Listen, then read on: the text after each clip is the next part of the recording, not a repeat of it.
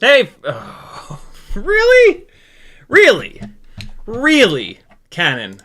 Really? Is that so? Is that so? You're gonna you can't even get past the intro tonight, huh? All right, well, let's just see. Coming back. Oh, okay. Hold on.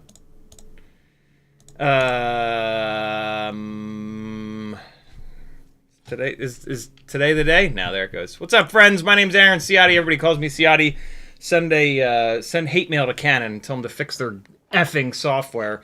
Welcome to Fresh Gear Friday. We're going to build a Mobula7 O4. Hopefully, I literally just realized, I figuratively just realized that I forgot to make the batteries. So we're gonna spend a couple of minutes swapping PH 2.0 to XT30 as well. I don't know if there are any tiny little 300 mAh, 350 mAh XT30 batteries right now. And so if you buy one of these things for the best performance, you're going to have to do this. So hopefully you'll learn something from me doing it. Massive thank you to Happymodel for sending this over to me with a couple of extra canopies, which is super cool of them. This is their new AIO that is set up for HD VTXs. I'm still flying over here on the other screen. Let me... Oh, here, let me. Since I didn't get it in the beginning of the battery, here you go. This will make you feel better. You completionists, here you'll feel better. Here you go. Here you go. Whee! There, way! This is a 3-inch ripsqueak with 1404s, 3520 props, and a RunCam hybrid. The video you're looking at is from the 4K onboard recording of the RunCam hybrid. What do you think of that? Okay, it's small. Be small now, window. There we go. So yeah, that's the plan for tonight, my friends. Which what do I need? That part of the XT30. Did I say XT60 before? I think I did. XT30. That's what we need. So I got that one. I got this one. We'll do one black, one yellow, and another yellow. Yeah, we'll just do 2 batteries. I'll do those first, and then I get them on the charger, and all will be right with the world. Yeah, we'll just make 2. Cool. I'm going to make another couple, so let me just, I might as well get these out while I'm digging around. While I'm rooting around in here, I might as well get the other ones out. Do I really not have another?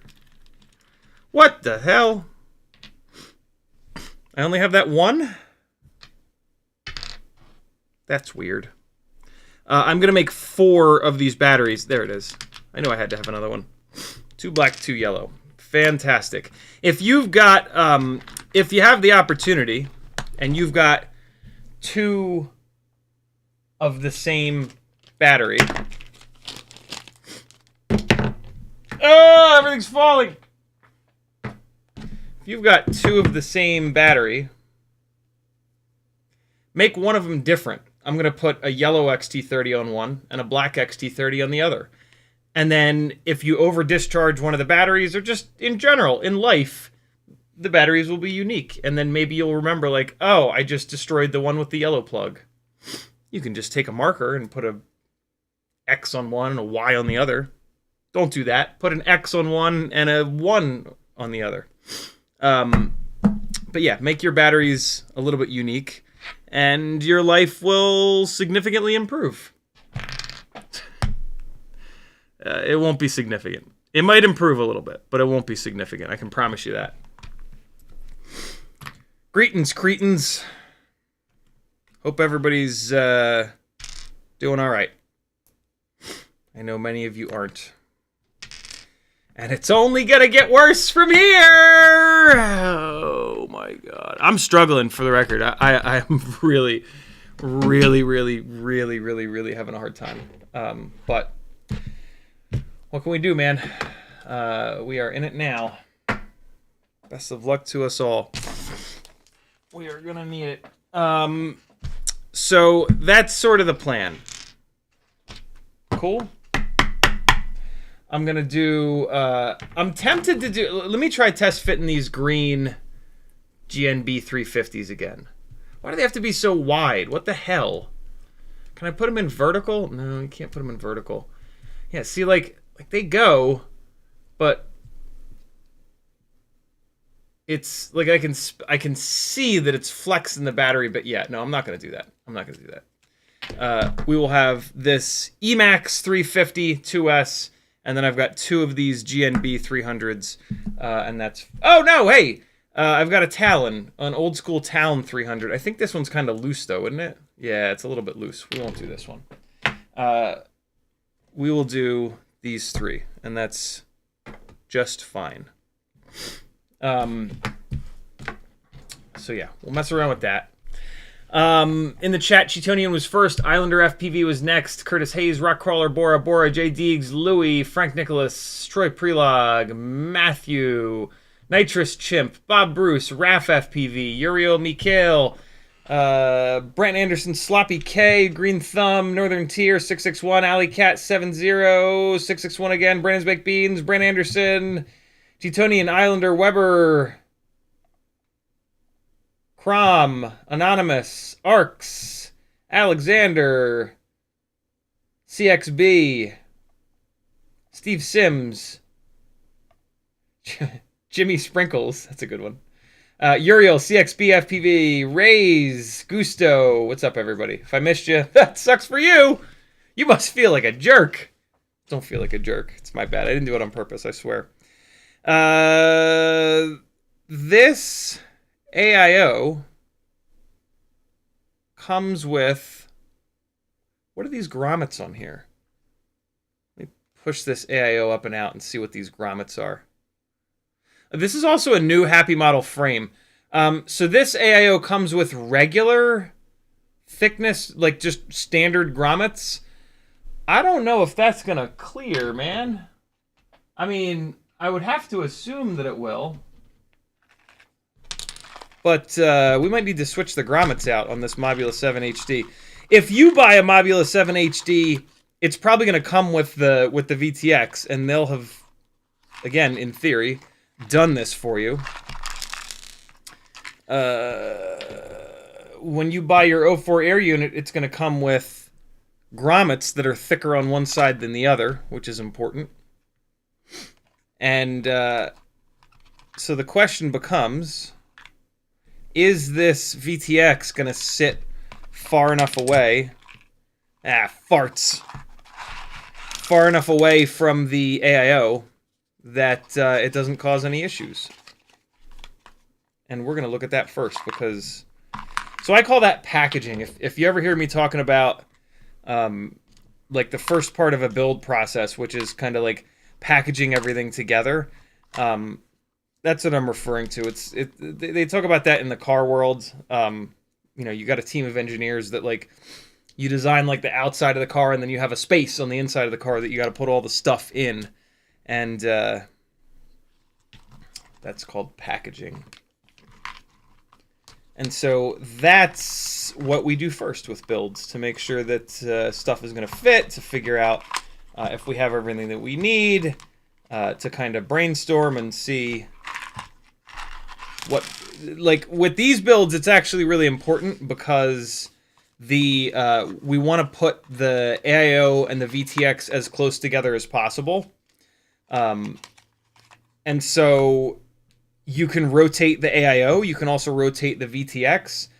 And so that part is, yeah, you don't want to skip that part. You don't want to just slap the AIO down on there and assume that it's going to be good, because then like you're going to get the whole build done and you're going to realize that something's hitting something else and you got to tear it all apart and redo it. So always do this bit first. You know, if it's like a carbon fiber frame, screw it all together, take a look at it, like dry fit your electronics in there, make sure everything's going to kind of go together. So yeah, let me see. This is a new Happymodel frame designed for the bigger propellers, the 45mm propellers. It looks a lot like the Mobula7 V1 frame in terms of like the duct support design here, but then it's got a big old battery tray for a 2S battery, which is pretty slick. So if I take this O4 air unit, we almost always want to put the all the tall components facing upwards, so like the USB port and the JST plug. And so they give you a set of grommets, which is very cool. So I'm just going to throw these grommets in real quick, and we will take a look. They also sent me a bunch of their canopies, which is really cool. We're going to take a look at how their canopies fit against the VTX. The O4 VTX itself here, and all of these HD VTXs, they're not the most durable things in the world, so you really want to make sure that the canopy is not pushing up against anything like the bind button. I think like 2 days after the O4 came out, I want to say it was Thomas Moore had his bind button break off because the canopy was pushing up against it. And so, yeah, that's going to be something that we take a really close look at. So in the corner here, we've got the ELRS antenna. What is that, the rear? No, that's the front. So we've got the ELRS antenna up in the front. So we're going to bend that forward a little bit to get it out of the way. And all right, cool. All right, good. So this is going to be the front. So let's just assume that we're going to kind of build it like this. And oh yeah, it looks like we're all right. There's a shocking amount of space between them. It's hard to see when it's in the frame. It's going to be impossible for me to show you. So let me try this. Let me push the AIO up off the posts. Yeah, there we go. I'll be damned. Looks like there's tons of room. I'll show you guys in 1 second. All right, check this out. Turn the brightness up on this guy here. And so basically what I'm doing is putting these two together and then looking for that gap. See the gap in between them? So you're looking for like what the tallest part of the AIO is, and it's almost always the plug header there.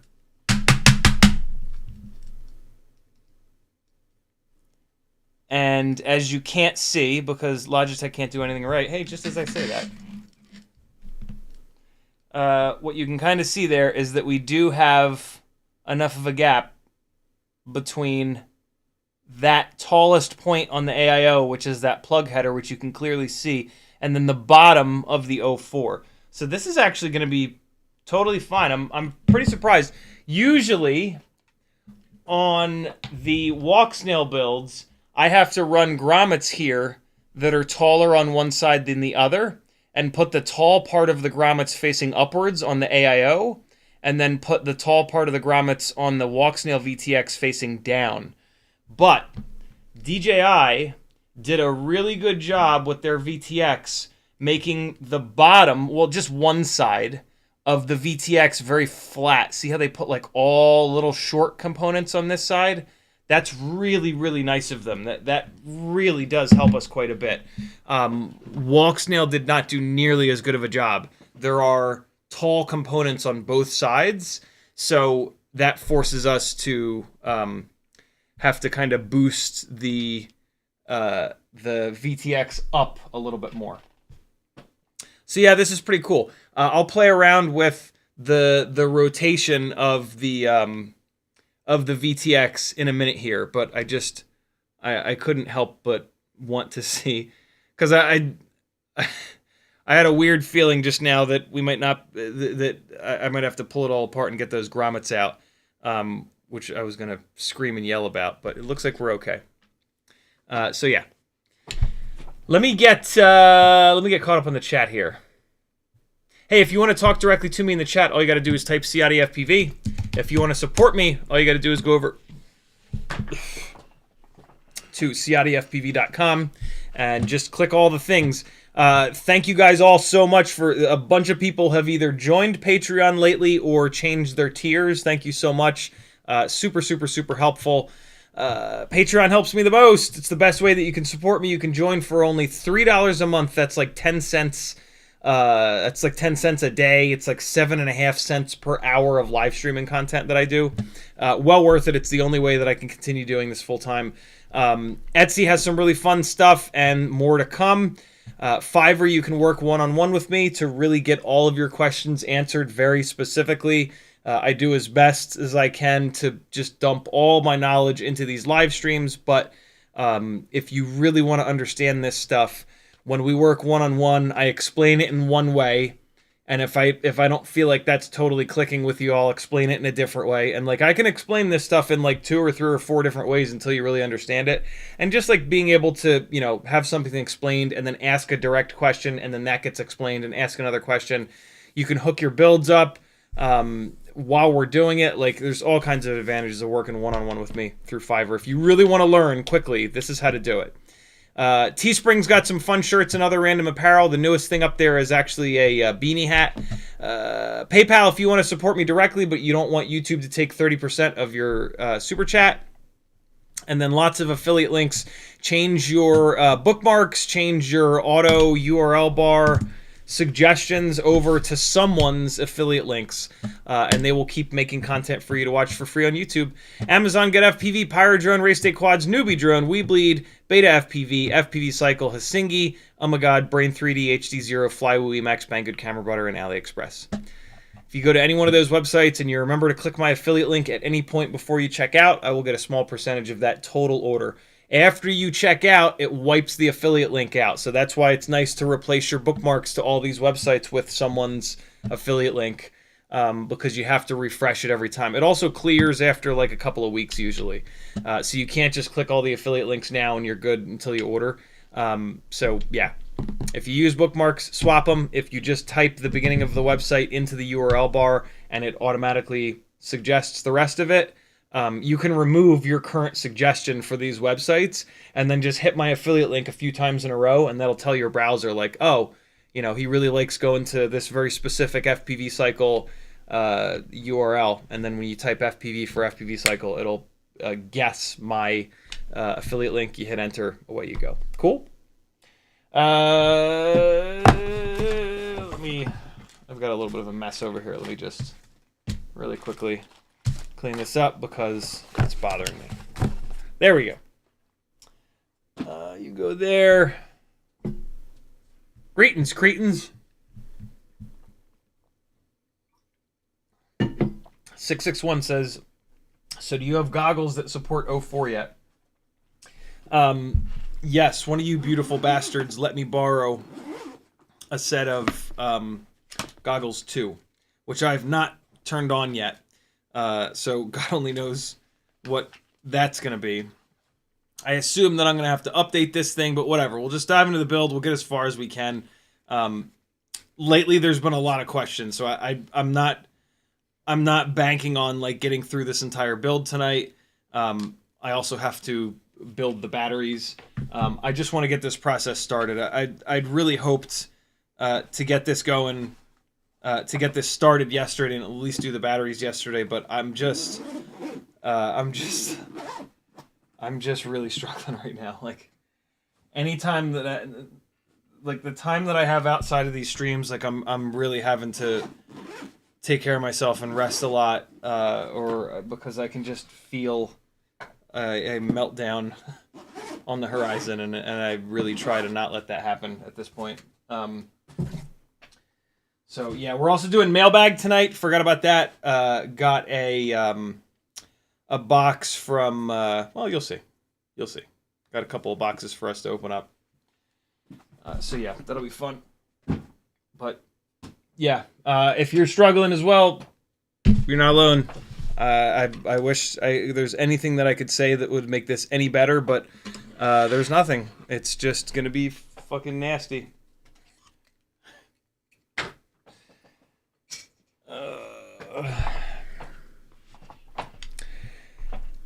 What else is happening in chat? Uriel says it's because of Mercedes-Benz. What the hell does that mean? Cheetonian says Flywood just released a 16x16 ESC. That's the most 2016 thing I've ever heard. Interesting. Do they have a 16x16 flight controller? I hope so. Ark says, do the 300 mAh BT 3.0 or 450s fit in that Happymodel frame well? Good question. I don't have any of the 450s, but I certainly do have the 300s. They should, because they're oh, God. No. Hey, I mean, they fit, but they're pretty wobbly. I have a wrap of that kind of cloth, almost like hockey grip tape around mine, and that really does help. But yeah, that is wobbly as shit in there. So I would not actually recommend these 300s for this Mobula7 O4. These Emax 350s fit better, but they still move around a little bit. But if I did one single wrap of that tape, this would be perfect. This is significantly less wobbly. And then these GNB 300s, these actually fit really nice. You don't need the you don't need any extra jam for these. These fit kind of perfect. So wow, yeah, I'm kind of happy that I was going to do BT 3.0 and switch this over to BT 3.0, but to expect somebody to buy a bind and fly and then switch the battery lead over, that's kind of silly. And yeah, those don't fit all that well. So Mobula7 is going to stay XT30, I think. I don't love how this battery cable is running. Do I want to run that out? No, I can't. It's going to get in the way. It kind of has to run out the side like that. Oh, well. It'll be fine. Steve Sims says, notice... I wonder why he's It's a weird word for him to use.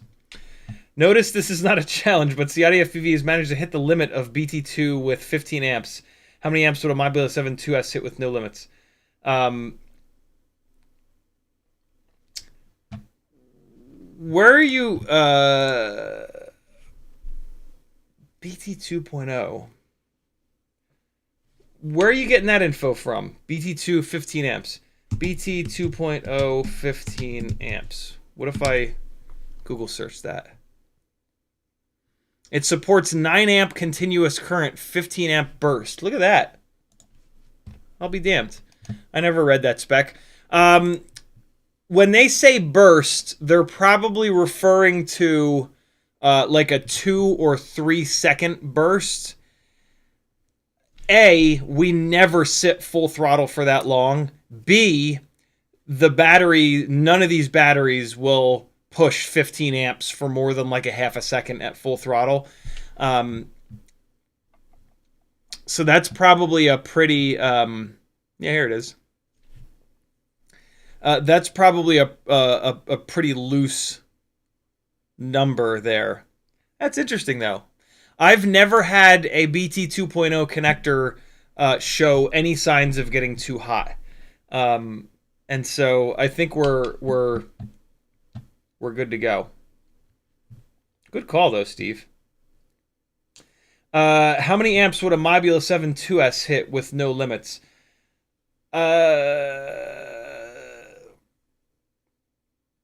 With a big ass motor with like an 1102 18,000 at 100%,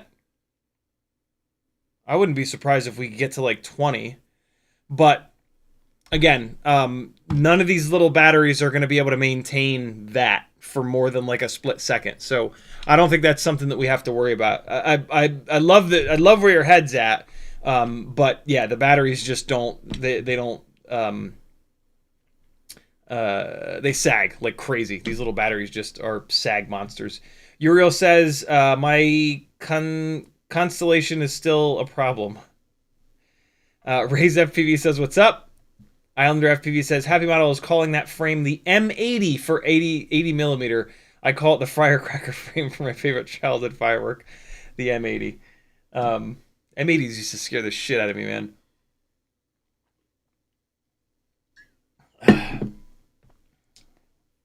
If you never learned this as a kid, teach this to your kids.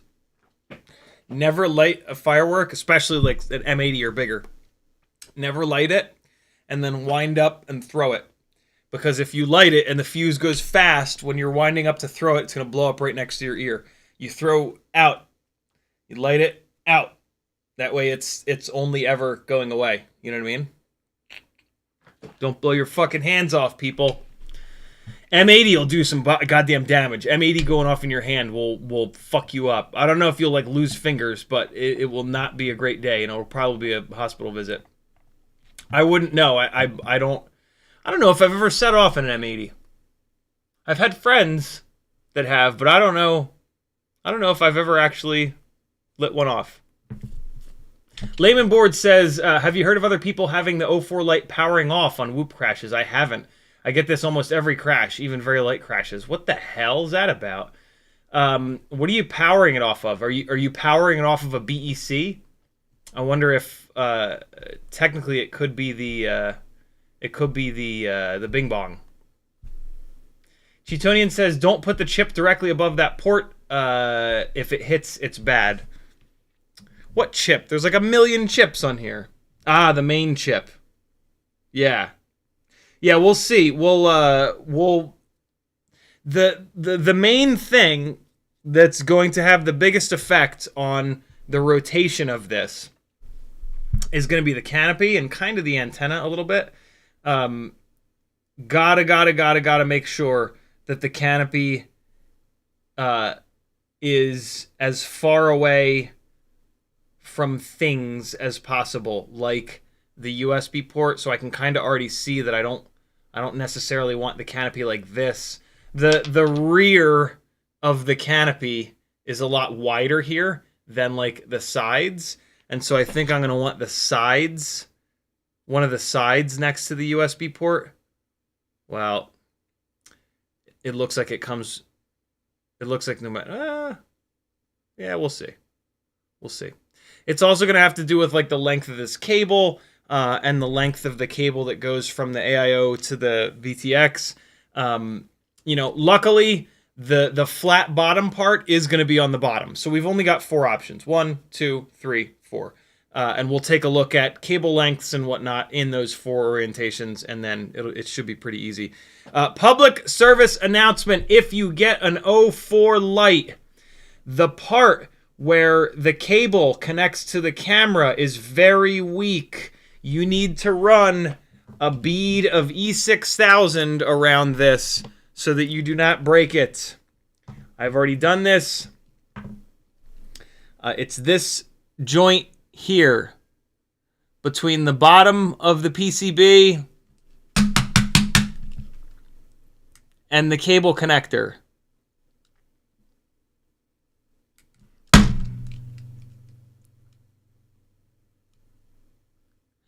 There are 2 big blobs that they put on there. They help, but you also want to add on the bottom there, I'm trying to get it to catch the light, a bead of E6000. See it kind of shining there on the bottom? Between the bottommost PCB, between that and the second PCB there. That's where it breaks. And so you're going to run a bead on the back, around the sides there. See, it's kind of shiny. And then around the front here as well. You can really see it there. See the bead of E6000 that's catching the light right now? It kind of flows out a little bit. But yeah, you want it in between those 2 bottommost PCBs. The top part here, you want it to be able so that you can disconnect it. So don't run the E6000 up top here, just on the bottom. This main PCB here, and then that 1 layer up PCB, those never should come disconnected, and if they do, it's never going to work again. So yeah, run that little bead at E6000. TinyWhoop.com has E6000 in these tubes with a super fine tip applicator point that makes that job super easy. And they also make they sell E6000 and actually I don't know if they call it E6000 or E7000, but they make E and then they make T. T is black, E is clear. Get one of each. You'll feel fancy. They're very similar to one another. Mikhail says ruthless with that webcam. I've just had it. I've just had it. I have 0 patience. I ran out of patience a long time ago for this fucking webcam, and like it can go to hell. I should probably ease up, because now that I look at it, I'm starting to scratch the plastic in the front, and that's gonna make the focus situation even worse. But it's I'm just at the end of my rope. I have nothing left.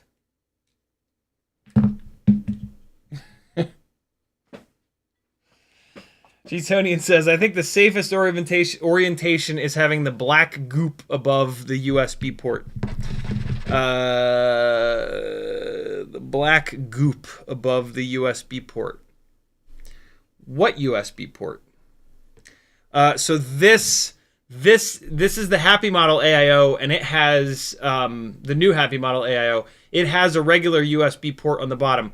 Are you talking about the JST plug? This is actually the camera plug that we're going to be able to just plug directly in. This is going to be the easiest build of all time.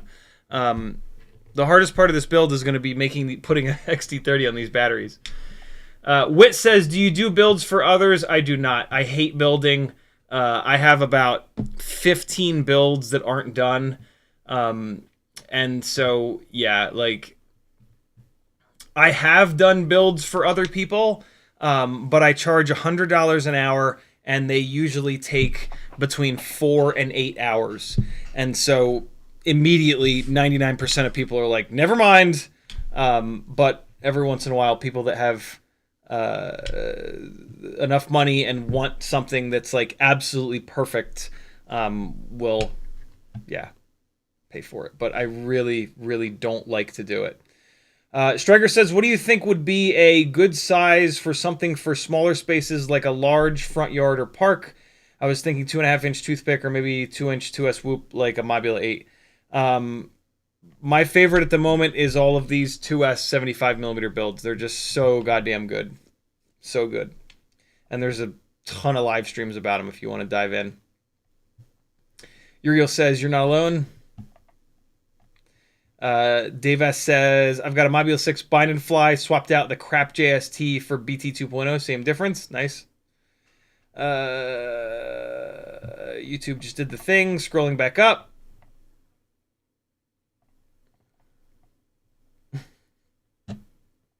Cheetonian says, Get FPV has a bunch of new weird Flywoo releases. I just saw an email from Flywoo that had some weird shit in it. I was like, what? I didn't have a chance to really look at it, but... Weird bind and flies make me laugh. Layman Board says VBAT. Interesting. Yeah, you've got VBAT going to the O4 VTX, and it's shutting off on not hard crashes. That sucks a bag of dicks. I got nothing for you on that one. Moniterton says, look like YouTube ate my chat comment. Their filtering is complete garbage. Sorry, dude. I am on live chat. I'm not on top chat by accident, so yeah. YouTube just did the thing again. Scrolling back up. Where the hell was it? There we go. Metal, type it again. Ray Waz says, on the Newbie Drone Cockroach V3, is the top of the battery supposed to rest against the man nips? Yeah, it is. Which, like, when you get one of those frames and you first put a battery in there, you're like, what is this Mickey Mouse shit? And then you just start flying around and it's totally fine. I know if it really weirds you out, you can like put a little dot of E6000 on top of the man nips, or you can like melt them down flat a little bit, but like it's totally fine. It'll leave like little tiny marks. It's not even leaving marks anymore. It used to leave little marks in the sticker of the battery, but yeah, it's totally fine. I've run hundreds, if not thousands, of batteries through those frames. It never causes any problems. Ethan W. The reason they do that is because you can mount a second AIO on the bottom of those frames, which is really, really cool. So you could do like a super low profile digital build with a cockroach frame because it's got the posts on the top and the bottom. For the record, when I say posts, I mean man nips. Ethan W. says, I'm currently building a 1/64 scale RC drift car, and damn, I thought that making a good FPV was tough. This is so difficult. I've almost used a full 15-gram bottle of super glue. Fun though, Jesus Christ.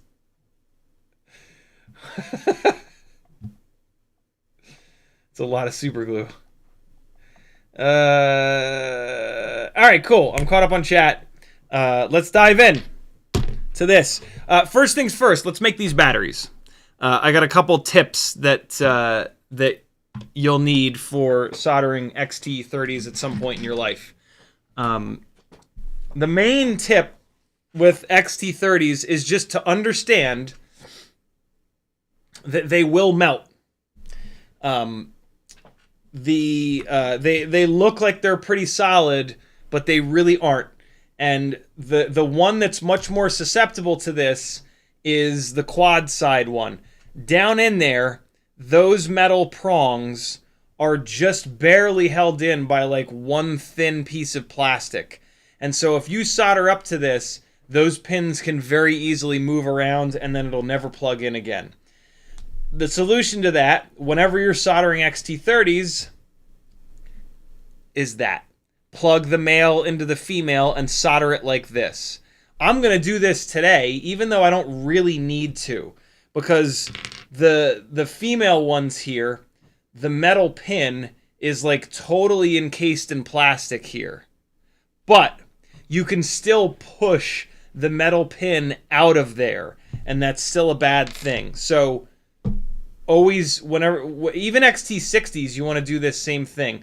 Plug them in to one that's just empty, and then you'll get a much better result. You won't, I mean, I don't know if you get a better result, but you won't ruin the damn thing, which is kind of important. This is the Omni Fixo. It is the best way of holding stuff that you're working on.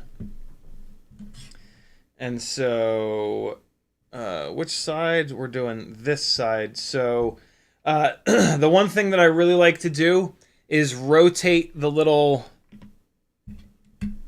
bing bongs so that they're facing outwards. The open part of the slot is facing outwards. See it? That way you can bring the wire in from the outside, and you've got the maximum amount of space in between these, right? So rotate these guys, just grab them with a pair of pliers. This one just happens to be damn near perfect, but I am going to rotate this right one a little bit more here. And so you just brute force it. Just grab it and twist. It doesn't have that much tension to it. Let me do each one of these now. Wow, that's weird. Either I already did... Okay, yeah, this one is completely wrong.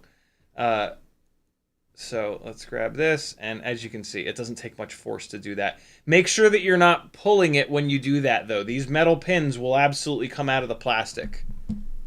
All right. So we're going to get this into a good position. What do I have? I have 2 of these GNB 300s. So one of them is going to get a yellow plug. The other one's going to get a black plug. When you are soldering with batteries, even if they're at storage voltage, even if they're at 3.4 or 3.5, they're live. Don't cut both of these leads at the same time. I want to leave these as long as possible. Well, you know what's an even better idea? Is to take one of these leads out of the plug. So get your fine-tipped tweezers in here. Doesn't matter which one. Pull the little plastic latch up and yank one of those out. And now we're a little bit safer here. Cool. Because this other one is still in the plastic. And now you can cut this you can cut this as long as possible. Probably even cut it all the way up here. Because you can literally, like, remove this metal bastard. But I don't think I'll need all that. So I'll just cut it flush up against here. Cool? So, one at a time. Very, very important when you're doing this. Also, make sure you get your shrink wrap on here before you start soldering it to that. You're going to do one piece of skinny shrink wrap on each one of these wires, and then you're going to do one main piece of shrink wrap around the whole thing. With XT30, you can just kind of look at the gap in here, and that's how much of the insulation you want to remove. I like to use my fingernails because they will not nick any of the inner strands of wire. After you remove a little bit of the insulation, come in here with your fingernail and just push the insulation down a little bit.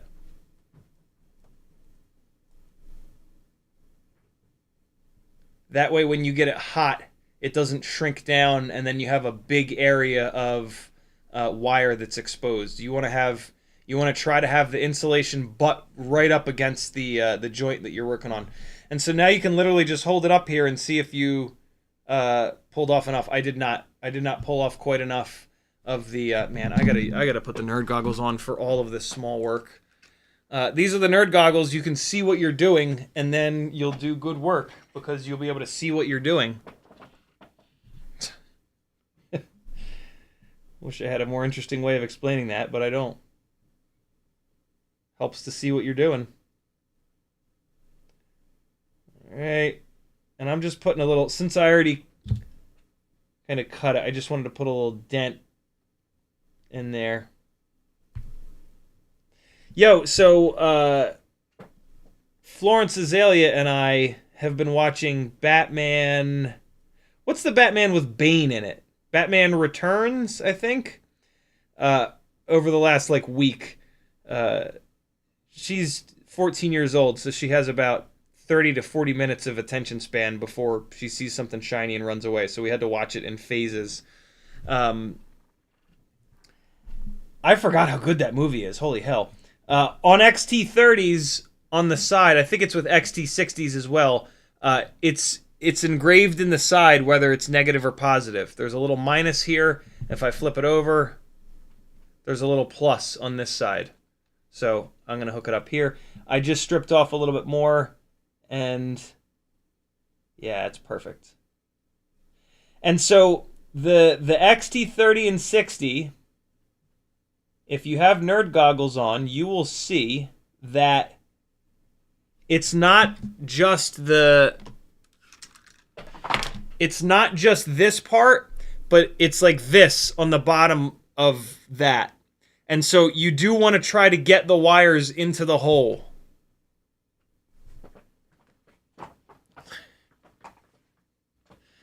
Ray Waz says, thank you for the answer. Sent you a 10 spot via PayPal. Thank you so much, dude. Very, very cool of you. Much, much, much appreciated. All right, so a really cool little trick. We're kind of bouncing around, but you'll be all right. A really cool trick with the OmniFixo. It does a good job of holding stuff, but if you want it to hold stuff even better, come on, you jackass.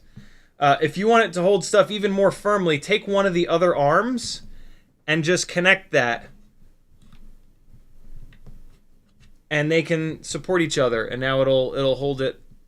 And you can even do like a third one. You can really like triangulate it out, and you can actually get it to the point where it won't move at all. Yeah, like it won't move at all now because of the way that it's sort of triangulated.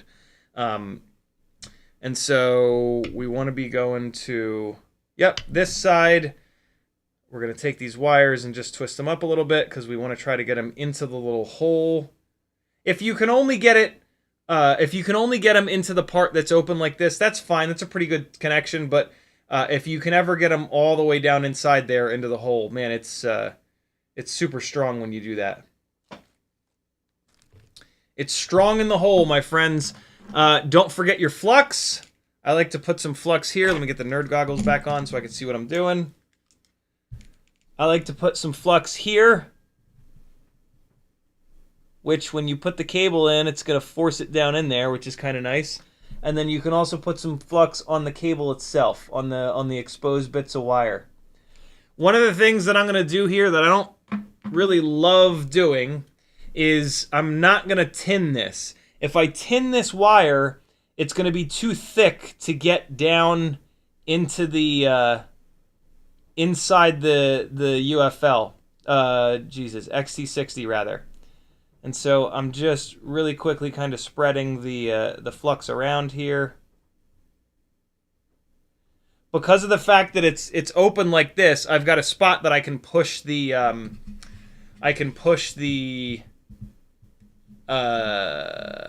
solder into, right?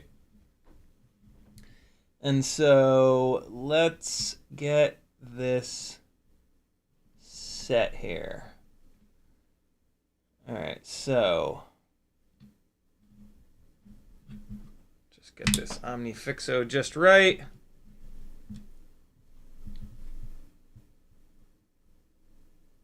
All right. And okay, so that jaw is in just about the right position. So we can just kind of open it up, come in here, put the wire all the way in, hopefully. So depending on the wire gauge, there's a chance that it actually won't go in the hole. I'll let you know in 1 second, just in case you buy this exact battery. That went in a little bit. But I just realized that I forgot to put a little piece of shrink wrap here. So now I get to do it all over again. Thrash was donating plasma and he realized the machine had XT60 and XT90 connectors. That's awesome. All right, so I like to use clear shrink wrap for these so that if I ever need to inspect this joint, I can. And this is probably about right. Yeah, cut it short because these wires are pretty short. But you want it to be long enough to go over that entire joint. So there we go. There we go. Might as well cut some extra for the other batteries. 3,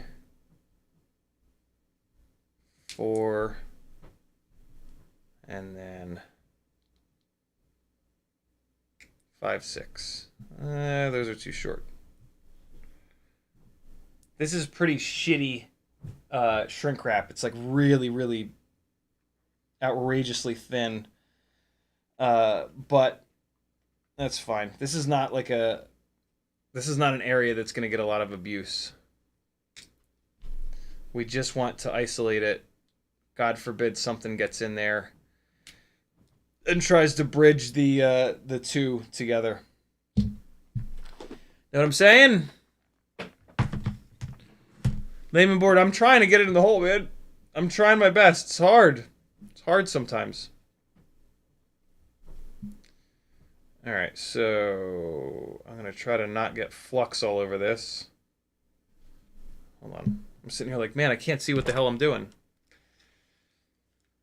Gotta get the nerds on. Hold on. Before I do that, let me make sure that it's going to fit over. Yeah. Easy. Easy.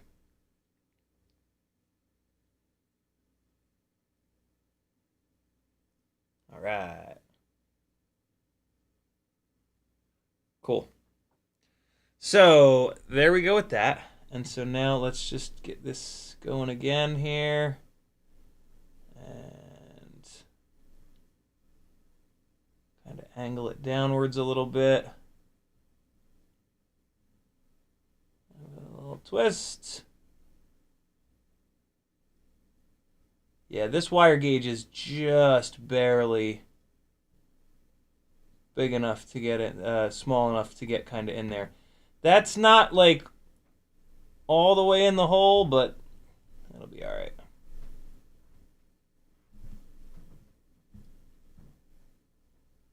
I just want to make sure I'm not getting little individual strands of wires breaking away. Now we're good. And I need to move this OmniFixo arm a little bit. It's not quite right. There we go. There we go. In a second, I'm going to show you one of my favorite things about the OmniFixo, but just hold on. So we're doing all this, and we're kind of futzing with this. The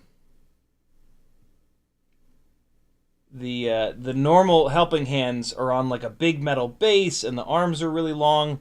The OmniFixo being small, like it is one of my favorite things about it because we can sit here and screw around with this until we get it absolutely perfect, and then we can pick the whole damn thing up and rotate it around in a way that allows us to get the soldering iron comfortably in the correct position.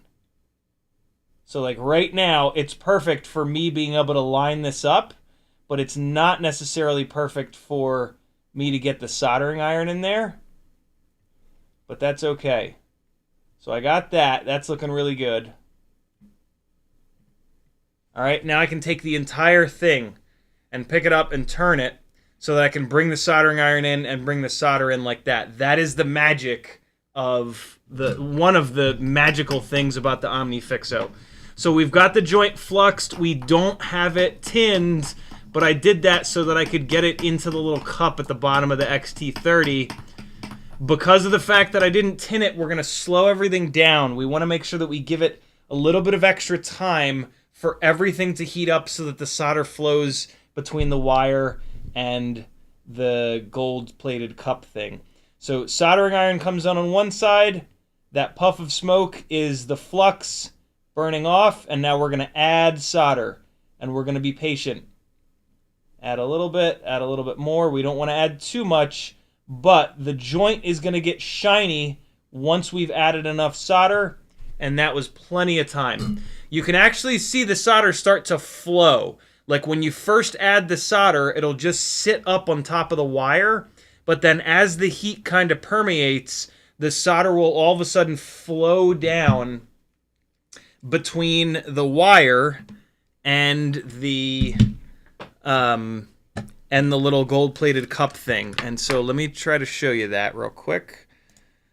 Camo Studio. Let me just lock the focus real quick here. So we're going to go to manual focus as close as possible. And so that's what you're looking for. You're looking for the shiny ball to be between the gold-plated part and the wire itself. You don't want to be seeing like individual strands of wire. See if I can get a little bit more light in there. All right. That's a nice strong joint. And you want to see that solder flow down over the gold a little bit. There's a big blob down there on the bottom. See that amber? That is that's excess flux. I could have probably put a little bit less flux on here, but it's gonna be all right. Here we go. So there's a better look at the bottom of that joint. See how that nice shiny silver blob goes between? It's basically completely hiding the individual strands of wire, and so it has kind of like permeated all through there. That's a nice solid joint. You'll notice that the shrink wrap has shrunk, which is super annoying. When these wires are really short like this, the wire gets hot and it'll shrink the shrink wrap. So what we're gonna do is come in there with thin-tipped, smooth-jawed pliers, and we're gonna stretch this shrink wrap back out. Right, so we get it in here nice and gentle, and actually we want to get both jaws in there. Shrink wrap will shrink up and stretch and shrink up and stretch and shrink up and stretch. And so get the jaws in there, separate them a little bit. That'll start to stretch it back out. Get them back out here. Put them back in there again. And just being as gentle as I possibly can. There we go. All right, one more. Having a set of needle nose pliers that are smooth jawed like this and kind of pointy are really, really, really nice for dealing with shrink wrap. I just put it through on only one of the jaws. That was annoying. Okay. There we go. All right, so that's all the way through there. So now I can really stretch it back out. All right. Give it a good stretch.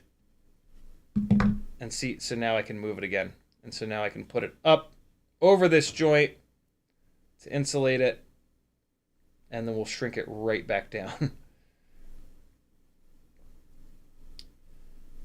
There we go. I could have cut this a little bit longer, but whatever. It's fine. Cool. There it is. And so now that joint is insulated. Again, at the end, we're going to put one big piece of shrink wrap over the whole thing. But I love having each individual one shrunk down a little bit. Cool? And so now you have this. I know this seems like a lot of work, but it's a battery lead. It's important. Soldering direct to batteries is super annoying, and I don't recommend that you do it unless you absolutely have to. But if you have to do it right. And so now we got to be a little bit careful because we're going to take this ground lead out of the plastic, and if it goes over here and touches Well, it would have to go all the way up here, right? Because we've put that shrink wrap on there, so we are isolated. But just be careful at this point. Whenever you take the other lead out of a battery, be on your best behavior. That doesn't make any sense. So I'm going to do the same thing. I'm going to actually take it out of the connector so that I can cut it as long as possible. So flip the little latch up on the JST connector here, and then just take it off, which exposes this, and then you can cut it absolutely as long as possible. Cool. Makes sense. And now rinse and repeat. I think I'm just going to do this one battery and then we'll move on. I'll get this on the charger. This is not an indoor rig, so I'm not trying to like fly a bunch of batteries inside the house here. And after I show you this once, there's not a whole lot of value to rinse and repeat. But let me see if I can pinch the right amount of insulation on the first try this time.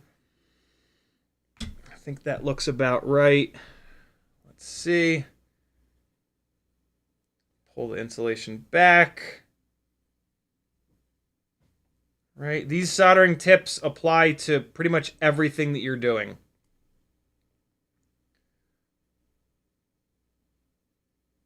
And so if you're new to soldering, there's a lot of like basic things, and when you start to have a hard time soldering, go back to the basics.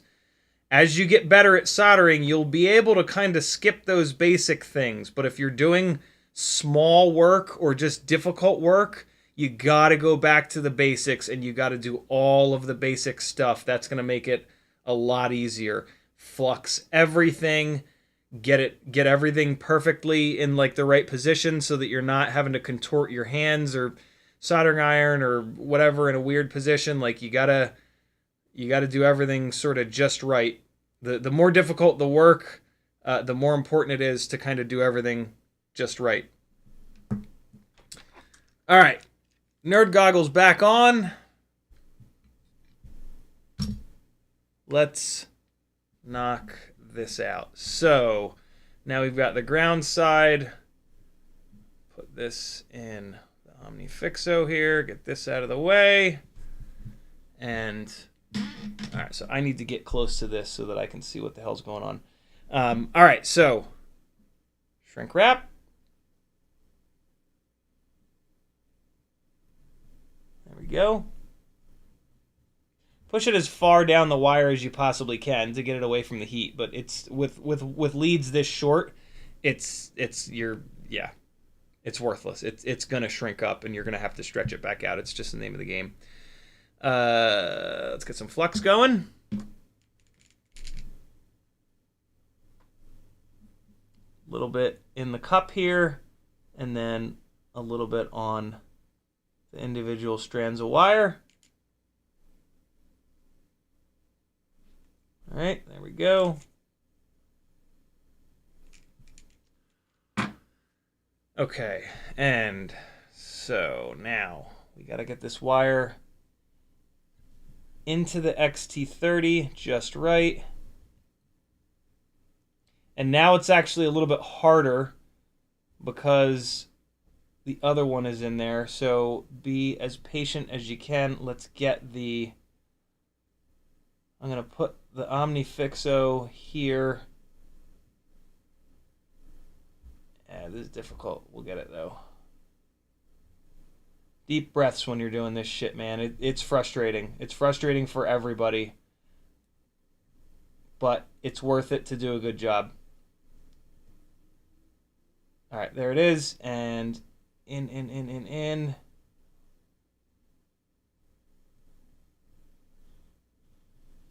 Good deal. That is... I've got the OmniFixo a little too far forward. Let's just scooch it back a little bit. Much better. And then it's wanting to kind of fall out of there, I think, because of the weight of the battery. So let me take one of these off here. and I'm going to use this one to lift the battery up a little bit. There we go. And now it's not trying to pull it out of there anymore. But it did shift a little bit. So let me just move this.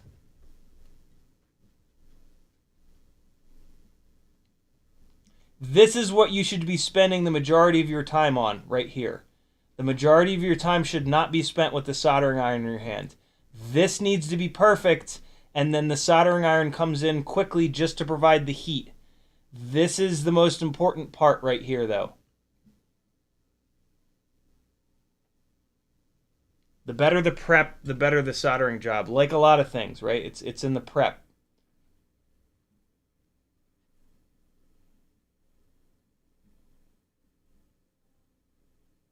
All right, that's looking pretty good. I want to make sure that the wire is in there as far as it will go. And that's a little bit tough because, oh, there we go. That's it.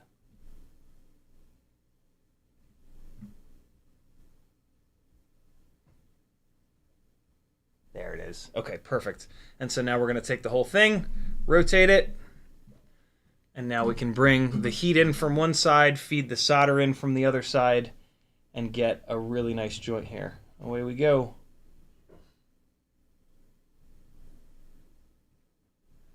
And so the solder is only sticking to the wires, and it's already flowing. I run my soldering iron at 700 degrees Fahrenheit. That's a little bit high, but I've been doing this for long enough where I can get the job done quickly. Also, it's in the prep. If you prep it correctly, you should not have to spend much time on the joint, and that's what you want. There we go. That one's looking really good. It'll be pretty hot, even if you are quick, so just give it a split second. And it didn't melt the shrink wrap as much this time, but it still did melt it a little bit. And it looks like the positive wire is a little bit longer than the negative wire, so it's a little bit ugly here, but whatever. Not a whole hell of a lot I can do about that. So there we go. Let's get this shrink wrap stretched back out. This is going to be a lot easier this time because it didn't shrink up as much. Hold on. Get this all the way through. Actually, you know what? I think I'm okay. I think I can just force it up, force it down over this joint. Let's see. Yeah, good to go. Cool.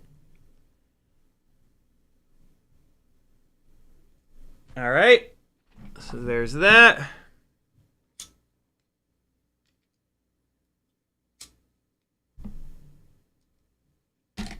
And here you go. Nice, smooth, shiny joint all the way around. We've got them completely isolated from one another. And now we're going to take a bigger piece of shrink wrap and put it over the whole damn thing. Which is going to make it a little bit easier to grip when you unplug this.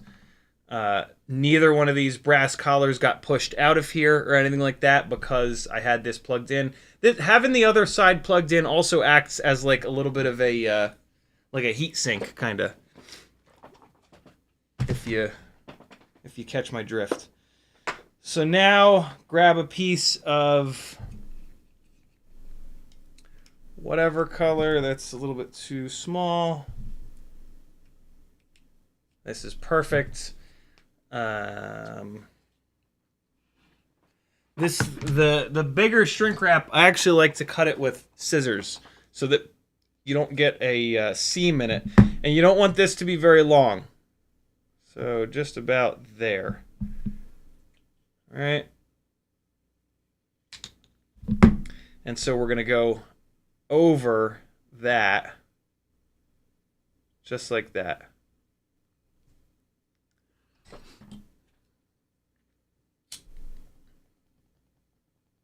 All right. The other thing that this does is that it makes this joint Let me stop talking so I stop blowing out the flame.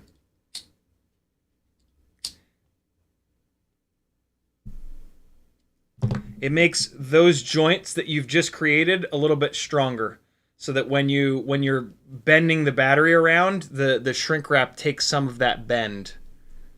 Make sense? There we go. Hopefully I put the positive on the correct side. I think I did. Let's see. Yeah. Cool. One pH 2.0 battery. I have no idea why they would do a 2S pH 2.0 battery. That seems completely insane to me. But I'm sure in the olden days of FPV, there were rigs that would use that setup. Let me get this over on the charger. We'll see if it explodes. I think there's another piece of shrink wrap here stuck to me. Nope, I just found it. All right. Look at that little guy. Look at that little devil. Ooh, let's weigh this. Let's see what the weight penalty is over BT 3.0. So this is a 300 mAh 2S, just like the Tiny Whoop batteries. They look awfully similar. I will say the Tiny Whoop battery is a little bit smaller. It was kind of wobbling around in here. Denzel the Terrible says, did you forget the back cover for those XT30 connectors? I've never seen an XT30 with a back cover. I've only ever seen XT60s with that back cover. And matter of fact, I don't think that there is a back cover for XT30s because there's not that extra little notch for it. Have you seen XT30s with that extra little piece? That would be cool. I like that little extra piece. Tiny Whoop 300 mAh 2S with BT 3.0, 15.3 grams. Handmade with XT60, 17.3. 2 grams. That's absolutely not nothing, but I'm glad it's not more than 2 grams.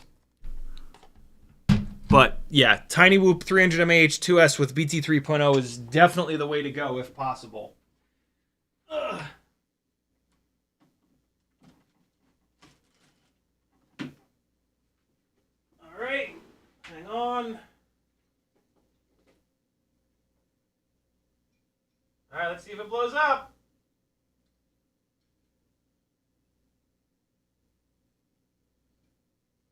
Hey, it didn't blow up. Oh, fucker. One of the cells is at 2 volts, though. God damn it. Are you kidding me? Maybe it'll... Ooh, it's bringing it back up. Oh, that is a bad sign, though. Ugh. Oh, shit, it's on 4 amps. No. Easy, little fella. Woo! Jesus.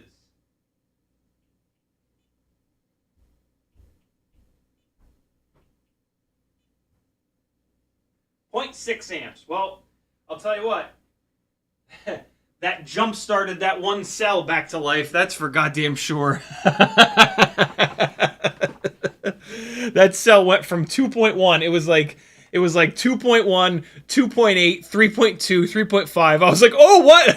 And it was like bang, bang, bang, bang, bang. Oh, Christ.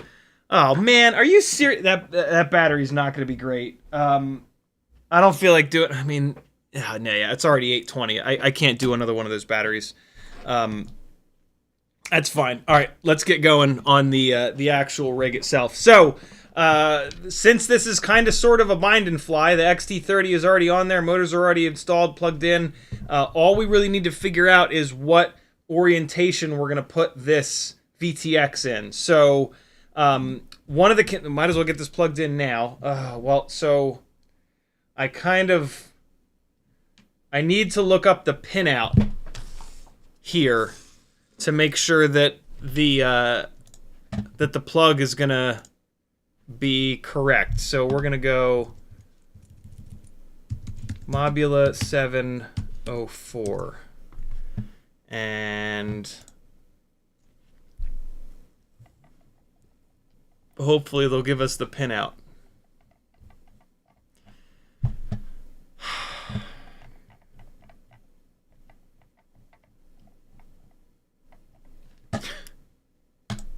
I'm not going to say it, but you know what I'm thinking.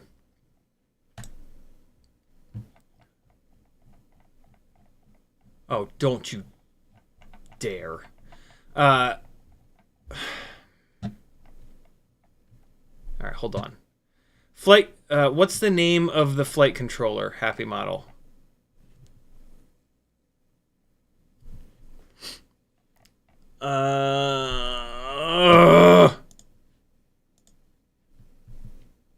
What is the name of this flight controller? Here we go. Crazy F405 HD ELRS flight controller.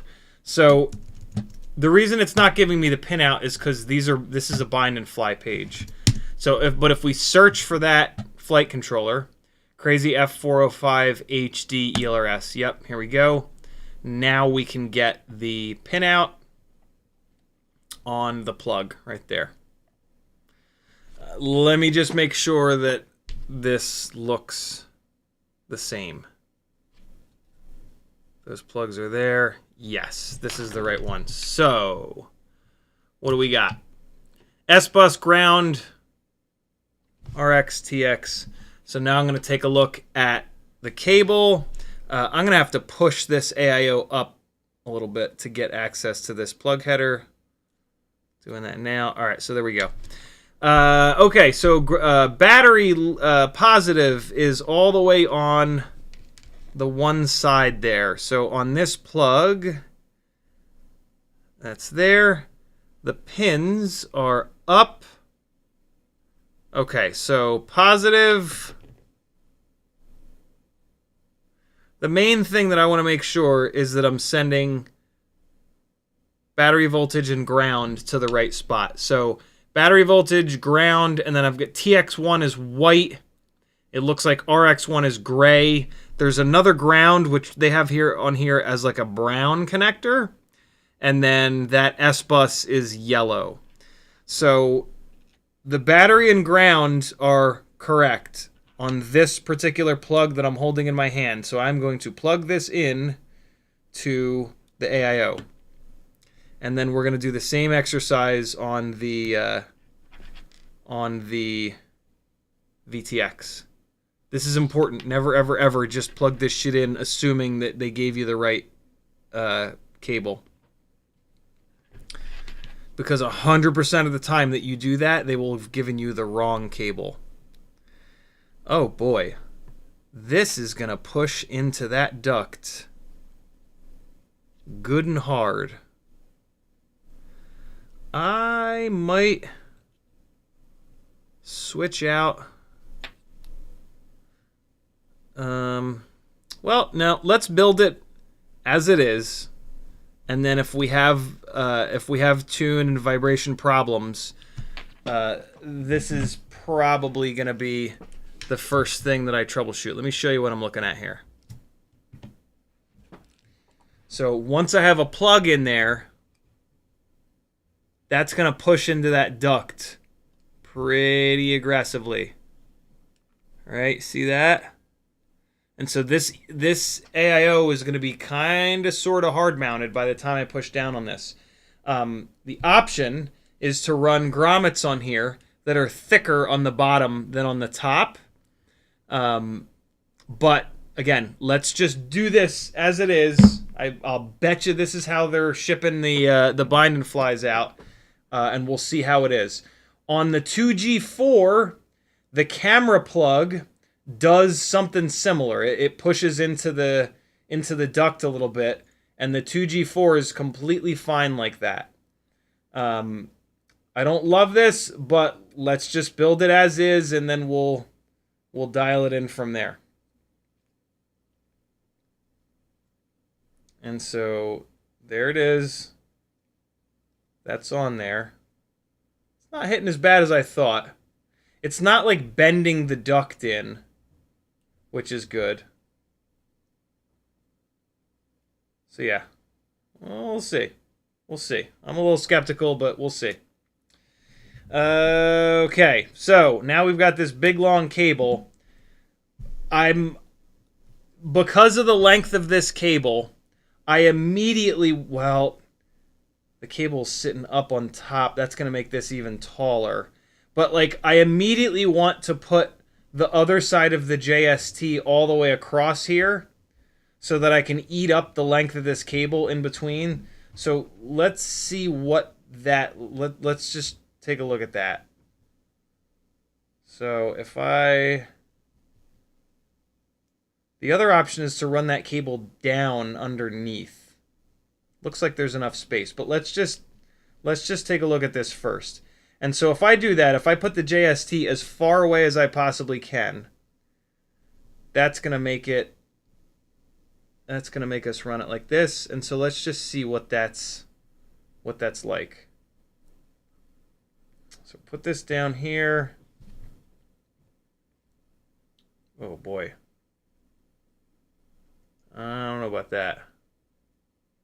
So if I do that, the main big ass chip on this VTX is right on top of that, which I don't love. So let's rotate it a different direction and see what's up. So this is going like 90 degrees to the right. Let's see what this is about.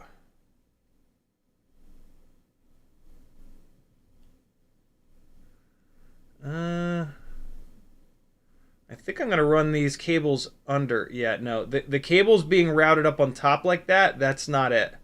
That's not the way to do it. We're going to run these cables down. Let's kick this up and fix that. I'm willing to bet that that's how they ship it. So we're going to pick this AIO all the way up, and then we're going to route these cables down. And there's plenty of space down there, so this should be completely fine. Just get up in here, pull this through. And for right now, I'm just trying to get it. I just want to get that 90. Well, you know, I'm going to need to route it back up before I do that, but I just want to get this 90-degree angle going in the opposite direction. So there we go. That might actually make it. Nah, it's actually the same. It's still going to push into the duct. Okay, so there we go. So now we're going down with it. Let's figure out how I want to rotate this, because however I rotate this, that's going to determine where it comes back up, which corner it comes back up. So the highest point is this plug header. I don't love that plug header being so close to the main chip, but we also need to keep in mind the length of the camera cable. So the camera is going to run up into the thing like that, so that's kind of fine. And then that's on the back, that's there, whatever, that doesn't really matter. What if we rotate it like this? So if we go counterclockwise, now there's a big blob of stuff. This is looking good. Somebody mentioned that in chat. This big blob being up against that, I kind of like that, because this blob is like a soft, almost E6000. That's probably what I'm going to put here. Let's make sure everything else jives. So if we do that, USB port is back, camera plug is here, that's fine, plenty of space, actually almost too much space for the camera, but I could probably gobble some of it up like that. USB port on the back, where's that bind button? Bind button is up front. When I look at the canopy, let's just test fit the canopy here. This standoff is not super close to that bind button, so that's kind of nice. Back of the canopy is kind of on that, but I think that's gonna be it. And then the UFL for the antenna is up here. I got a little micro V here. Run it like that. Peek it out the canopy. Yeah, let's do it like this, I think. Alternatively, if we do it like that, I don't love this, because then we've got way too much. We could eat up the camera cable. I mean, that would kind of work. Oh, but look, there's a I think this is a voltage regulator here. There's a chip that would be right on top of that that's a little bit taller. And so I don't want that. I don't want that. So then the last option is like this with the MIPI above it. This would work. There's no tall chips here above that. The camera cable, that would work. The UFL antenna, UFL for the video antenna is kind of annoying. It's in the back, so it's going to have to go forward. I don't think I like that as much. We're going to go 180 degrees. Like this. Where we've got this big blob of like E6000 or something above that JST.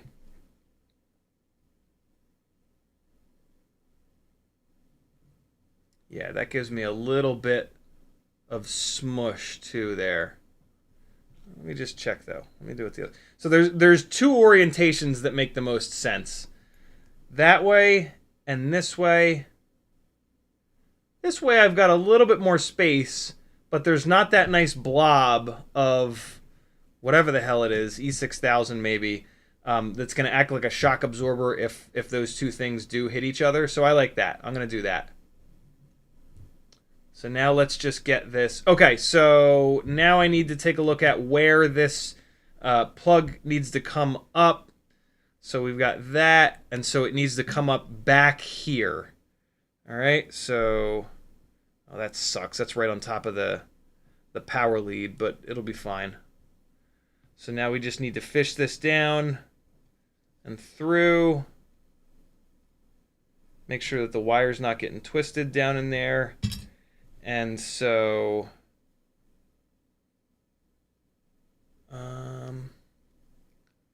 figured out which way I want to route the power lead and that.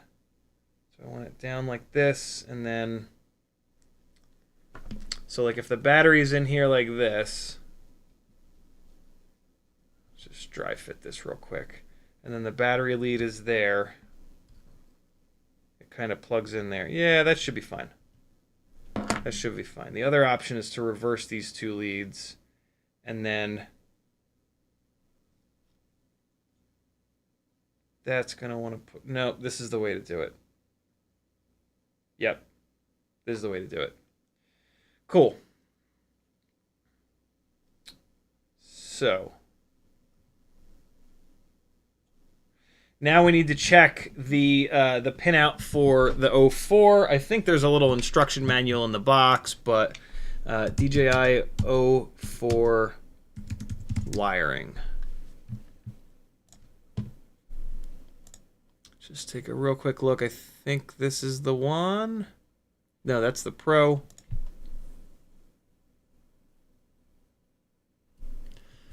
Oh, really? Somebody taking a picture of the... Oh, that's the Pro 2. Damn you. All right. Hold on. It's probably in the box. It better be in the box. There is a piece of paper in the box.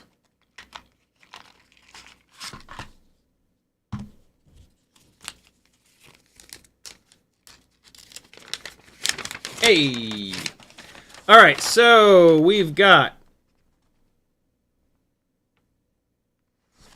When looking at it from the top, the pins are up. So on this guy, we want the pins to be up as well. Oh, I'm going to have to put a twist in this thing. Boy, is that annoying. All right, so if the pins are up, it's like that. Okay.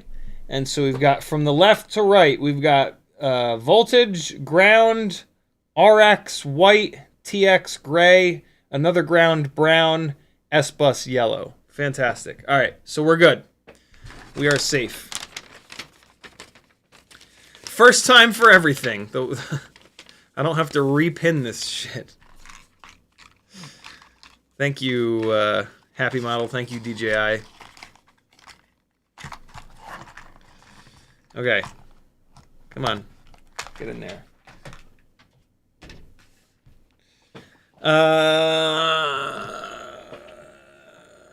Uriel says, with soldering iron, make a dent in the duct. Maybe, if we run into issues, but right now we're going to leave it and see how it is. I'm very curious. Dave S says, remove S-bus and ground if you want to. Yeah, there's really no reason for them, but it'll be all right. It'll be all right.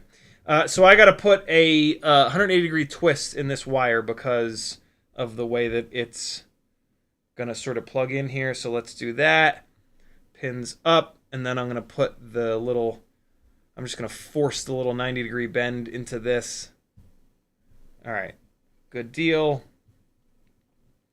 Let's get this ELRS antenna out of the way here.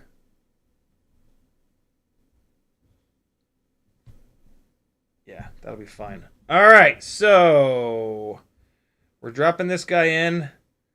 He's going to go over there like that. And so let's get this plugged.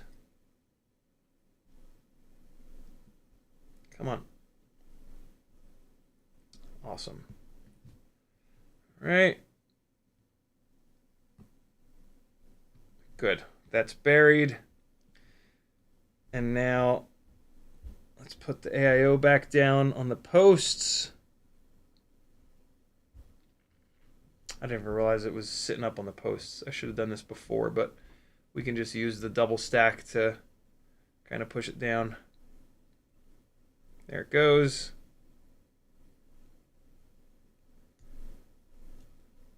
All right, that looks good. Get it down the rest of the way. And all right, before I push it all the way down, let me stack these one more time and just take a look at the gap in between them. I'm mainly looking at the front part here. Yeah, we're fine. That's enough of a gap. Okay, so this is going to be fine. Good. At this point, I'm actually going to pick this VTX up a little bit and then push this AIO down as far as it'll go to make sure it bottoms out. There it is. Happymodel made the posts a little bit longer, which is really, really nice. That's going to give more strength for the long screws that we're putting through, but it also makes these things, it makes it so that like right now I can push this down. Let me show you. Let me show you what I mean. See, there's that extra post sticking up. If I was to run a grommet on the flight controller that was longer on one side than the other, it would use that extra post. But this is cool because now I can push this down on there and it'll kind of stay. The walk snail builds, like the top, the VTX board just like sits all janky and it's kind of annoying during the build process. Not the end of the world, but it's a nice little thing that they made those posts longer. The big thing is that by making those posts longer, it'll engage more of the screw, so it'll be a little bit stronger. But during the build process here, it's actually kind of nice as well. All right, so that's tucked in there. We got that extra wire on the bottom here. We can just kind of push that over a little bit, make sure it's not in the way of the battery. Should be totally fine, though. And then when I look down here at those wires that are pushing into the frame, it's really not bad. It's not pushing the duct out of round. So, I don't know. Might be totally fine. Cool. That's good to go there. This is their canopy. There are no screw holes. It appears that this thing just snaps in here. There's a couple little like latches on the side. Little pieces of plastic. Let's see. I think you just like kind of pull the sides out a little bit and then it seems like it's just going to pop in there.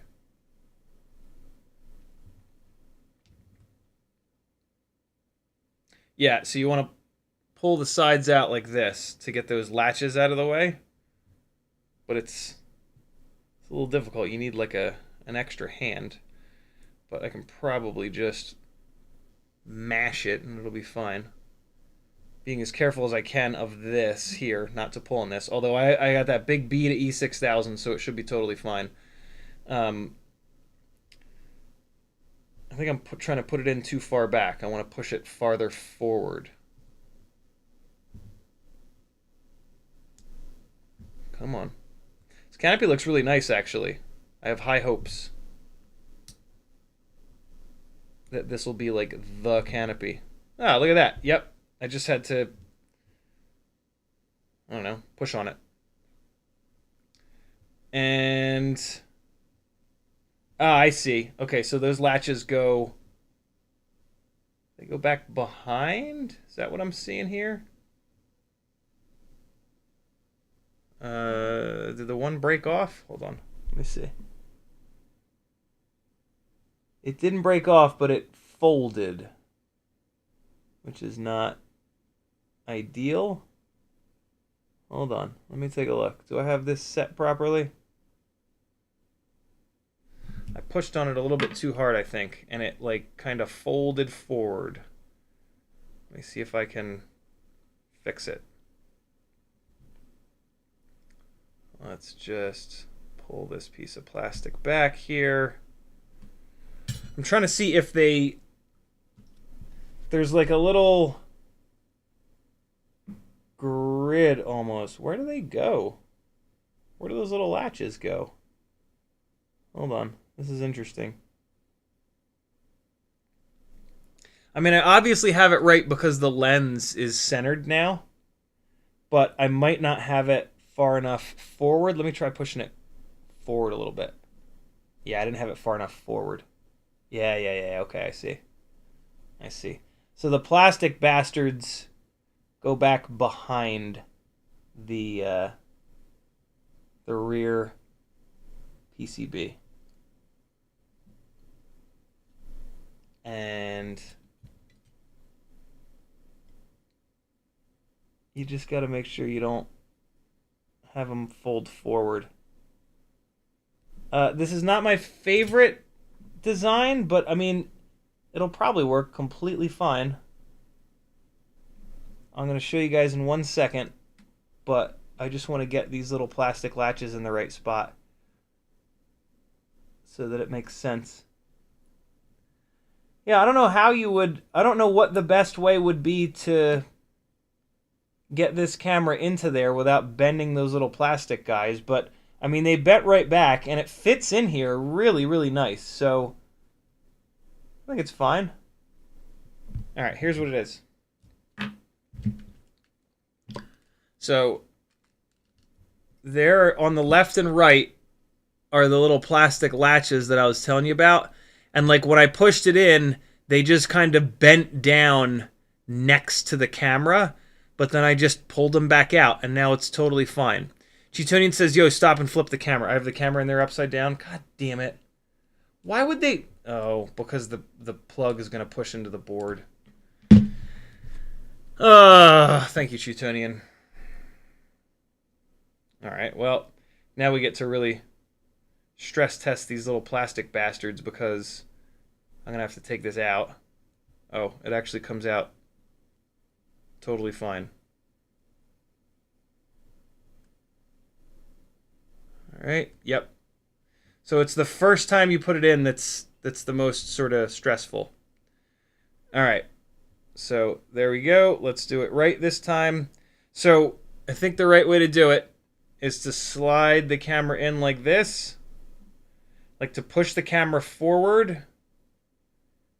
And I gotta be honest, I don't think there's a great way of doing this. This is an interesting canopy design. Let me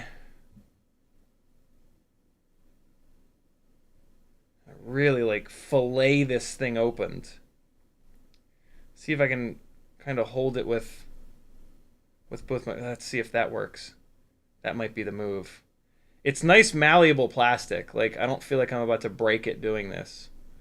But it's just, it's hard to like, I'm sure there's a super slick way of doing this that I'll figure out the 4th time that I have to do it. But for right now, this is a bit fiddly, if I'm honest. Oh, okay. No, it's super easy. Yeah. You just, it was what I was saying. You just kind of fillet it outwards. You just got to be a little bit forceful with the plastic. Okay. Yeah, that's pretty easy. Cool. And so then you just push the camera forward. There's a really nice lip that that it just kind of pushes into, and then the little plastic guys. So let me show you one more time. Those little plastic jib jabs just kind of, they didn't fold the wrong way this time, which is nice.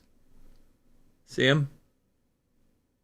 Little plastic guys just kind of force it forward. And so yeah, and then the camera fits really nicely into this molded canopy. Awesome. And so now that cable is not pointing downwards, right? If that cable was pointing downwards, it would be pushing into the VTX, which would be no good. So, all right. Now we've got to run. I can hear the battery beeping away back there. That's awesome. So we've got, I'm going to run the camera cable out the right side here, which is going to sort of put it in the right direction. I'm going to take this ELRS antenna. I'm going to tuck it up into the canopy. There's a nice little spot for it on the side there. There's even a nice little hole for it to peek out here, which is super cool. Get that tucked up next to the VTX real nice. Camera cable. Let's get you, I'm actually going to run it like that. I'm going to let it stick out the back a little bit. This will be fine. And then, no. What am I going to do with this camera cable? Try forcing it to the right again. What I don't want is for it to get down into the propellers, and it is kind of trying to. So let's do this. Let's tuck it in like that. Yeah, that's the way to do it. That's the way to do it. All right, let me get this ELRS antenna situated again.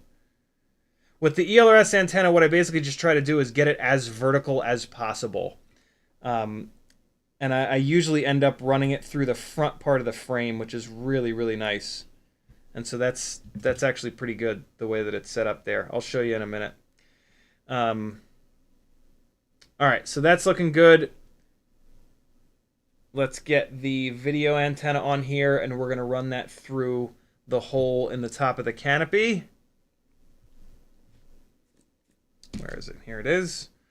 All right, so they've got a nice hole right back here that's kind of obscured by the camera cable at the moment. Let's see if I can just mash it out of the way.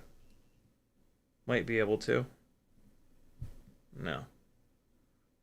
Pre-tension that camera cable up a little bit. Now I can mash it. Come on. She's mashing it.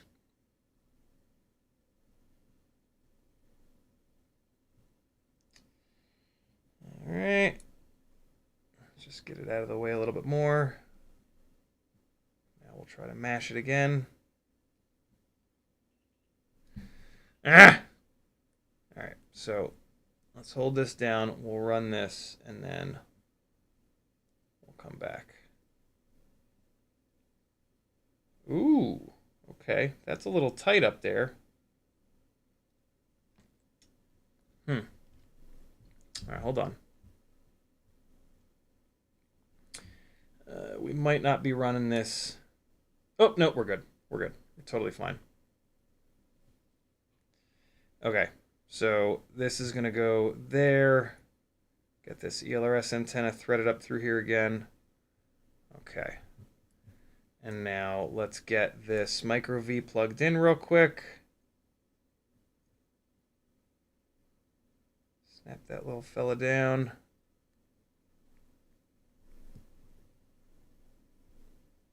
Come on. Yep, that's good to go. Okay. Camera plug is fine. Camera cable is fighting me a little bit, but I think I just got it. Yep, there we go. All right, so that's looking all right. This is looking all right. ELRS antenna is being a jerk. Let's just get that situated. Come on.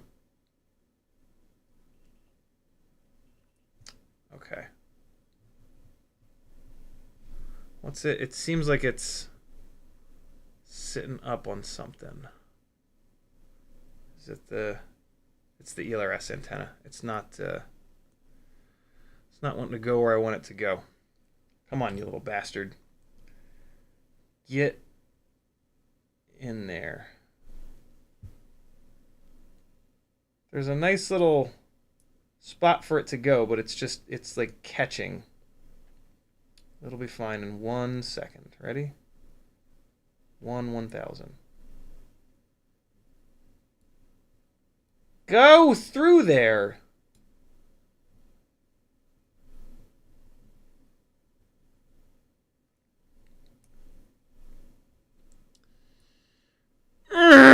There it is.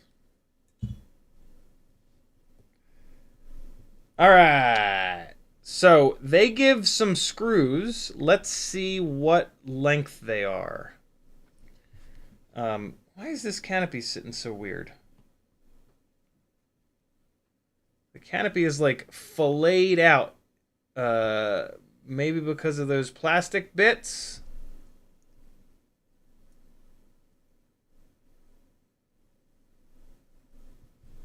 The camera might not be sitting far enough forward. Hold on. I thought it was something different. Well, I unplugged the UFL and it didn't pop off, so that's good. Let me see. Get this UFL out of here and let's just check that this camera is sitting as far forward as it needs to in this canopy.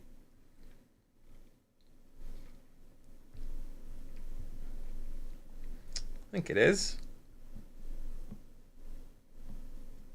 I'm just pushing the camera forward, basically.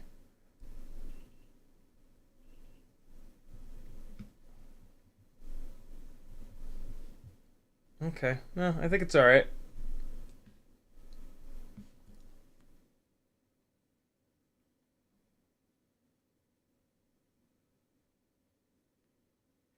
Yeah, all right.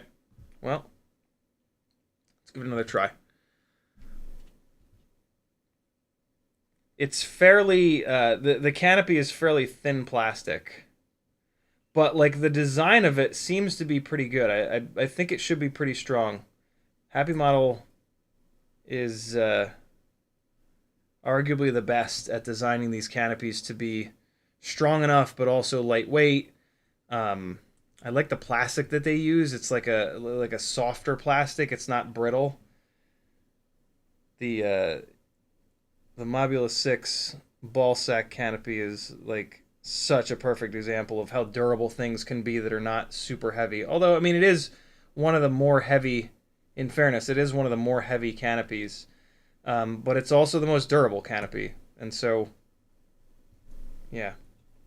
The weight is a sign of reliability. As always. As we all know. Okay. Micro V is snapped in there. Camera cable is going to need a little bit of love, but that's okay. Let's just get this routed here first. And okay. The screws that they give. So these are M1.2 by 12. These are available maybe still on my Etsy store. They might have sold out. They give, it looks like M1.2 by 10. Yeah, they give M1.2 by 10 screws with these canopies. So I'm going to stick with the by 12s. I'm going to run the slightly longer screws, which are going to give a little bit of extra strength. And so I've got a couple of these here. Let's put the front one in first. And then we'll see what's what with the rest.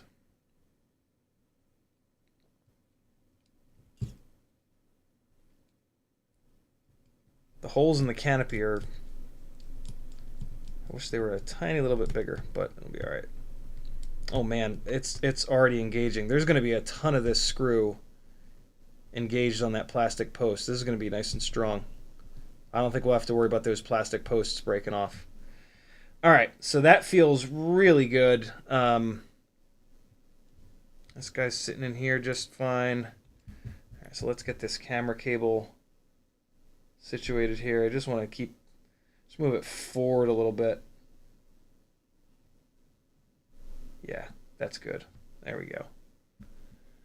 Brandswick Bean says, what goggles did you go with for this? I am borrowing a set of goggles too.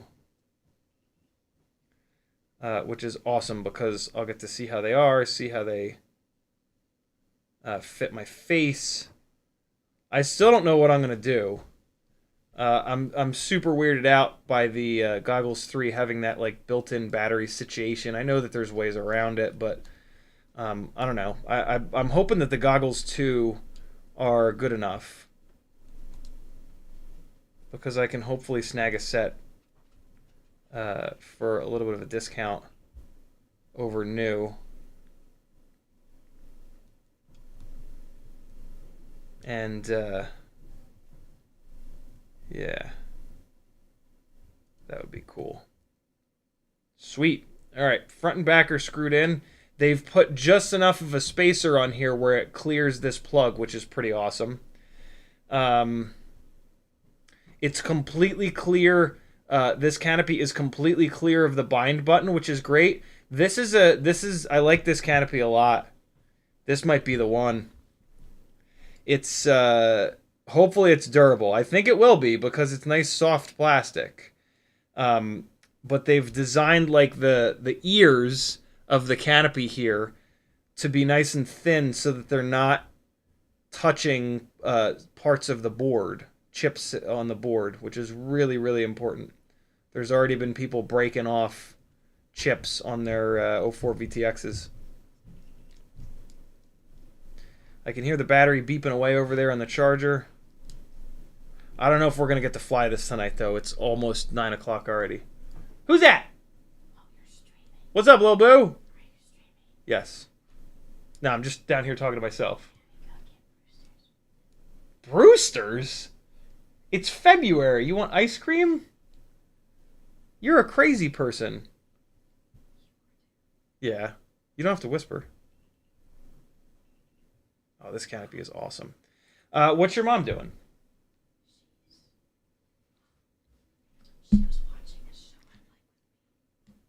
If you don't stop whispering, I'm going to punch you in public. Oh, my God.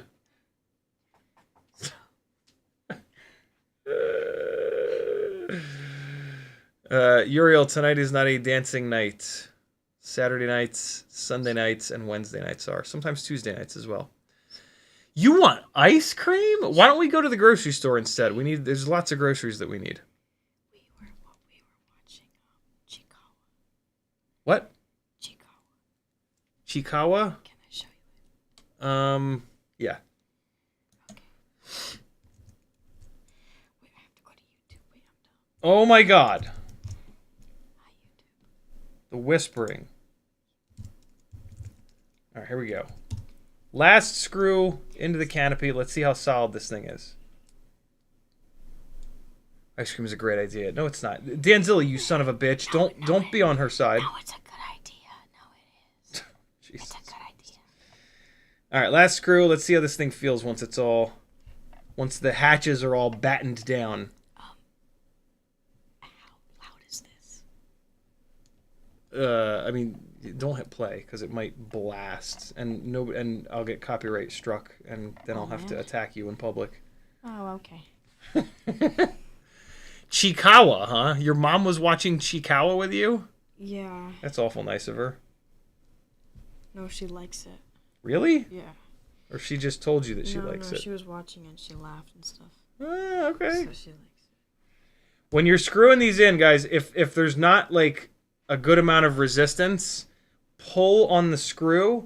What can very easily happen is you can be screwing it in between the plastic post and the rubber, which is exactly what just happened here. See, I'm able to just pull it out. Why are you touching my foot with your phone?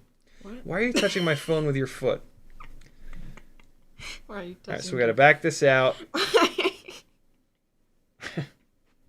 What do you do to my phone? Put my phone down. I don't trust you. How many Oreo packs do we have? An infinite number. Is it still 7? This keeps wanting to go between the plastic. Nope. There it goes. You can. There's just a difference when it actually threads into the plastic. You guys will You've probably already dealt with this. Don't over tighten these. You don't want to squish these down too far and take up that gap from the one to the other. Where's that duck coming from? There's a duck. There's a 9 o'clock duck. Well, there we go, friends. Oh, see, look, they support me. Stop supporting Little Boo, No, you bastards. They support me. What? What?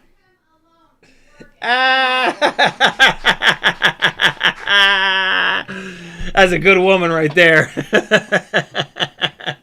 Are you watching the stream? Is that how you knew?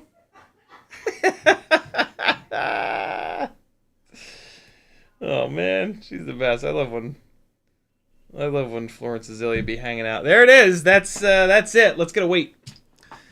Let's see what it weighs. I can't fly it for you guys anyway. I don't have a way of displaying O4 through the live stream. So I will get some DVR of it tomorrow, hopefully. And what I'll probably do is throw a quick post up on Patreon with the DVR. And so head on over to CiottiFPV.com, click the Patreon button, and give me $3, and then you'll get to see it. See some DVR. It also helps me, you know, the more patrons there are, the more of these O4 light air units I can buy, and the more testing we can do. How about that? All right, so I'm just making sure that this camera cable is not too, like, under stress. 38 grams exactly, right on the nose. 3.8. What did the walk snail rigs used to weigh? They weren't that much heavier than that, were they? Or I'm sorry, they weren't that much lighter than that, were they? I sent all the broken walk snails off, so I can't really weigh one. 38. That's not too bad. Morton Upshot says Gorilla Whoop the ice cream store. Nice. Dave S says plug goggles into phone to display it and put it in front of the camera. Uriel says the ELRS is a fight. Cheetonian says my 75mm is 36.2 or something. Is that a O4 or is that walk snail? Willie Summit says, wouldn't 12mm screws make base of post brittle? No. If the screws are long enough, so the way you want to think about the posts, right, is that the posts are anchored into a flat piece of plastic. And so if you can get the screw far enough down, you can actually drive that screw down into that flat plastic, and then you'll never break that post off, right? The higher up the screw is in that post, the more it can like bend the post, and that's where you'll see the post break. You'll break the post like in the middle or towards the bottom. But ideally, if you can get a long enough screw, you go all the way down into the flat plastic on the bottom. And when I do that, the frames never, ever, ever break. So, yeah, the longer the screw, the better to engage more of that post and to really get down in there. Rotor Riot Canopy O4. Very cool. Yeah, this is a big, heavy frame, right? This is a frame for these big-ass propellers. These are big old 1102 motors. So this thing is, in theory, going to have a bunch of power. Let's just really quickly let's dump it into Betaflight. Let's see if I can drop a binding phrase into it, and yeah, if I can do this in a couple of minutes, let's see what happens here. Betaflight. Close a couple of these tabs here. Okay. Come on, Betaflight, connect. Oh man, I'm gonna have to do all the things. Nose down, up, left, right, yaw left, yaw right. Looks good. Ports shouldn't need to touch. Configuration. Oh wow, it's a BMI gyro. That stinks. That's okay though. Turn these two on. Air mode permanent. OSD. That's fine. 180. Good. Save and reboot. Come on, come on, come on. Power and battery, whatever. Fail safe, whatever. I might as well change it. Save and reboot. Come on, come on, come on. Connect. PID 2. Wow, this comes with a pretty... Whoa, a very aggressive tune on it. Jesus Christ. Master multiplier is all the way up at 1.5, and then the damping and tracking sliders are at 1.4, 1.3. I love to see that ratio. D-shot telemetry is off. That's weird. What's that about, fellas? Actual rates. Wow, low rates. A very specific build on here. No expo, of course. All right, rates are dialed. Wow, this looks so weird without the RPM filtering. Why don't they have the RPM filtering turned on? That is ultra weird. I don't really like to fly rigs without it.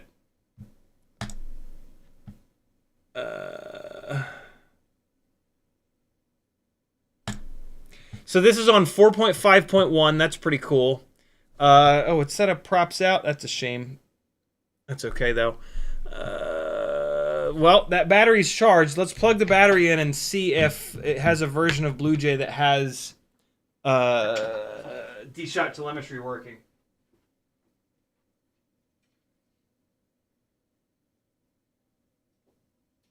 Oh, boy. This XT30 is... Woo! Hard to get unplugged. Holy shit. Oh my god. Arrgh! What the hell? Ugh.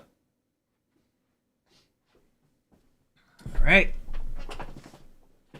Let's just see. Plugging in for the first time. Hopefully it doesn't blow up. Let's see. 3, 2. Well, I can use the short stopper. I think the short stopper goes down to 2S, doesn't it? It's XT30. There's a nice thing about XT30. Let's use the short stopper. Alright. Plugged into the quad. Plug into the battery. And push the button. Nothing happened. Oh, wait, no. Something did happen. A different light turned on. Let's see. What? Oh, I gotta reboot it because I turned on... Whoa, we got some ESC beeps. That's a good sign. Connecting. Motors. We don't have any error. That's a good sign. Hey! And the smoke stopper tripped. Cool! Smoke stopper on a tiny whoop, yo. Kick this back on. We're good. Oh, just tripped. One more time. So we have no error, so that's good. So it's got a version of Blue Jay that's compatible. Awesome. Turn the short stopper off, unplug it. I'm not going to update Blue Jay. I'm just going to go right into the... I'm going to go right into the... yeah, I can weigh one of the canopies. Ugh. The canopy is going to be light, I can tell you. It's probably going to be the lightest of the canopies. There is, like, nothing to it. And it's a very thin plastic. But it's molded. So it should be really strong. I have really high hopes for this canopy. The canopy is... Oh my god, 0.9 of a gram. Yeah, 0.9 grams. This is... Whoa, I hope it's durable enough. I really, really, really do. Even if it's not durable enough, I might be willing to just buy a bunch of them at that weight. And just... I mean, the camera just snaps right in. We'll see. One of the question marks is going to be, does the camera pop out? Like those little plastic latches on the back. They don't look like the most secure things in the world, but I mean, you never know. Receiver, balls. It's in Wi-Fi mode. Let me try this phone trick. Going on my phone and going to settings and Wi-Fi. Express ELRS RX, weak security. All right, come on, do the thing. Pop up on the screen. this. There it is. My God, that's nice. Why did no one tell me this earlier? Ciotti, I'm pretty sure you guys did. CiottiFPV, save and reboot. Save and reboot.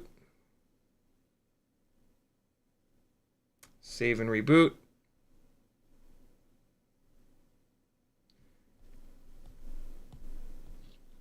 Do I need to push harder on the screen? Is that...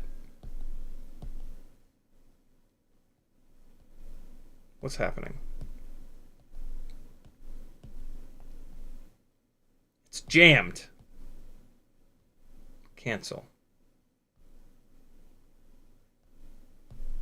Work, you fart!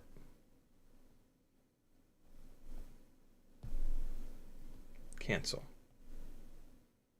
Let's try this again. Turn Wi-Fi off, turn Wi-Fi back on. Express ELRS.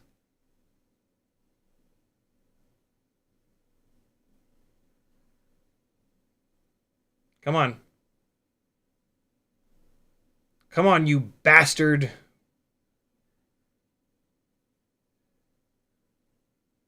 After reboot, it takes another 60 seconds for Wi-Fi to come on. Oh, fucking... Oh, Canon, you son of a bitch, you. Why you gotta do it to me? Why you gotta do it, Canon?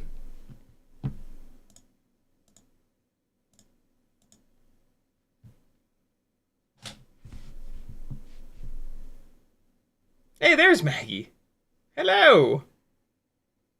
Talking about Chikawa?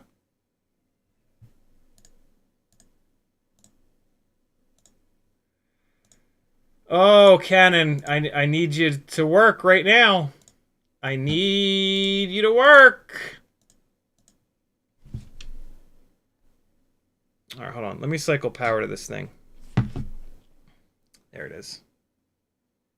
Let's cycle the power. Okay. Try this again here. Express LRX. LRS, rather. Unable to join. Come on, you can do this. Oh, it's not even in Wi-Fi mode yet. Yeah. Come on. Start flashing, you bat. Well, I can jump in. I can jump back into Betaflight and make another couple changes. Although I think we're probably okay. I'll leave the OSD alone. It's whatever. Motors, we're good there. Okay, transmitter, you don't need. It doesn't look like there is black. Oh, there is black box. I'll be damned. Okay.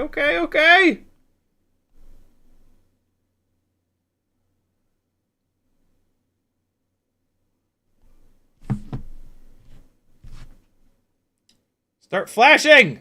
There it is.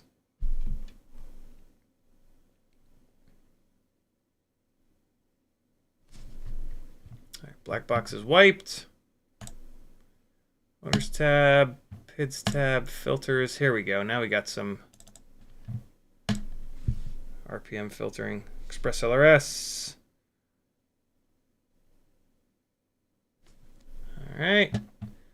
Wow, they've got the gyro filters turned all the way off. That's pretty aggressive. I don't know about that. I don't know about all that. I'm gonna. I don't know about that. Oh my God, they've got a ton of D-term filtering in here. What a weird filter setup. I'm going to turn this on, crank it all the way up. I'd rather have a little bit of... I'm able to connect to Express LRS receiver, but it's not popping the... it's not popping the window up.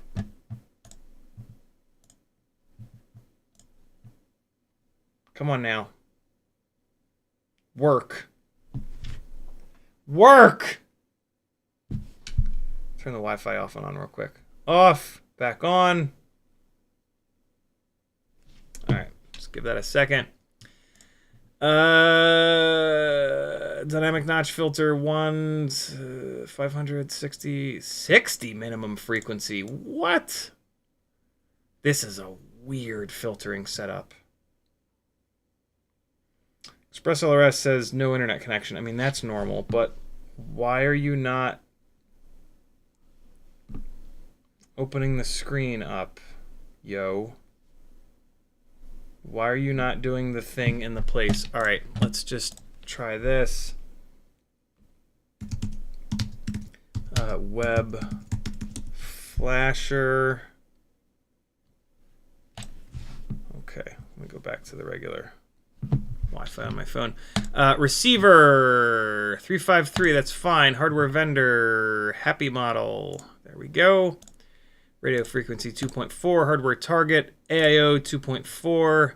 Next, bind phrase. I knew that it didn't save it.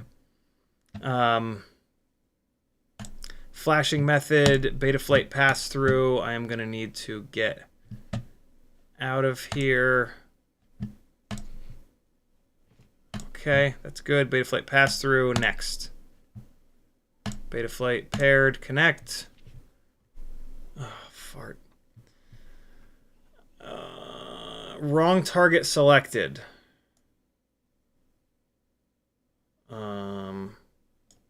What? Try again. Connect. Betaflight. Connect.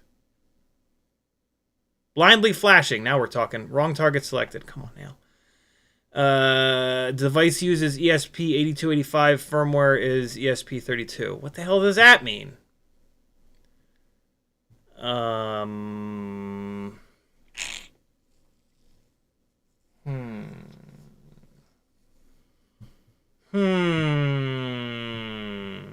Well, maybe it wrote the binding phrase magically. Let's see if it's just magically bound. Never know. Stranger things have happened. All right, let's power cycle it. Betaflight doesn't even want to connect now.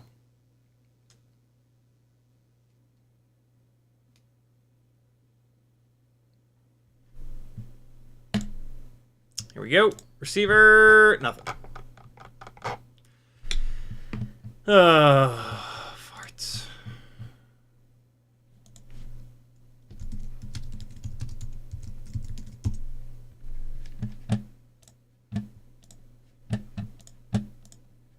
Try this again. Receiver. Happymodel. 2.4. I mean, there's only one target for AIO, so it has to be this. I wonder if this thing is so new that there needs to be another target there or something. Bind phrase, FCC. Don't need any of this. Flashing method. Betaflight pass through. Advanced settings we don't need. Next. Betaflight paired. Ah, shit, it's still connected here. Connect. Betaflight, connect. Target mismatch. Doesn't like that target. Interesting. Oh, I can just do flash anyway. Fuck it, I'll try it. This was a bad idea. It said failed.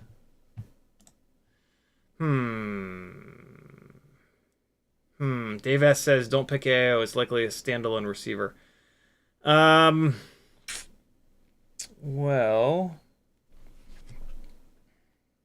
interesting. Express LRS strikes again. It's not going into Wi-Fi mode. I hope I didn't fuck it up when I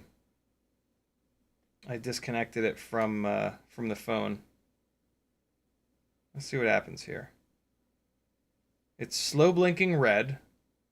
Oh, you know what? It's in bind mode, but it's not going to let me do the... No, it's not going to let me bind it. Since it's the first time powering on, it's probably automatically finding it up in the bind mode. Cheatonian found it in the documents. It's the same hardware as the EP1 receiver. Dude, you're the man. Let's go previous. And then, so we want EP1. 353 Happymodel 2.4 EP1. Next. Binding phrase. Great. Next. Betaflight. Connect. Wrong target.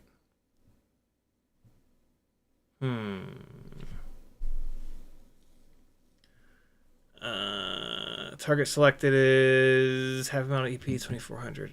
Let's take a look. Mobula7 HD. Nope. I want HD O4.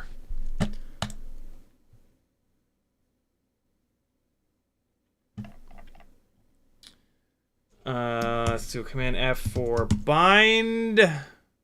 Nothing.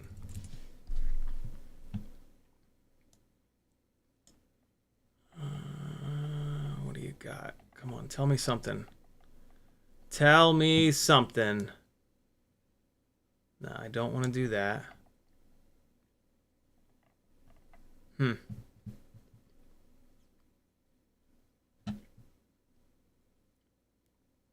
I can't bind with the CLI because I use a binding phrase, and the only problem with the Gemini module is that there's no screen, and so the Lua script, if you're using bind and fly, you can't use the bind feature in the Lua script, and so because this module does not have a screen, there is literally no way for me to force this into binding mode. It's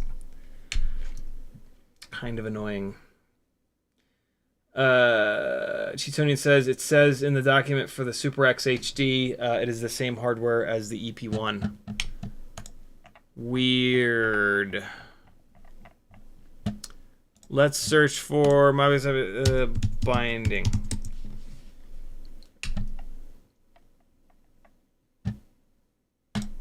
Mobula7 HD.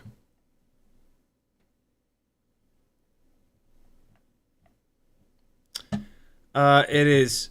We've really run out of time here. ELRS strikes again. Sorry, guys.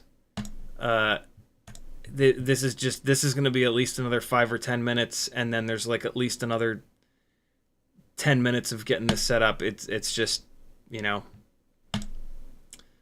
Don't blame me. I'll take HD out of here. It's just O4, right? Mobula7 O4. Yeah, there we go.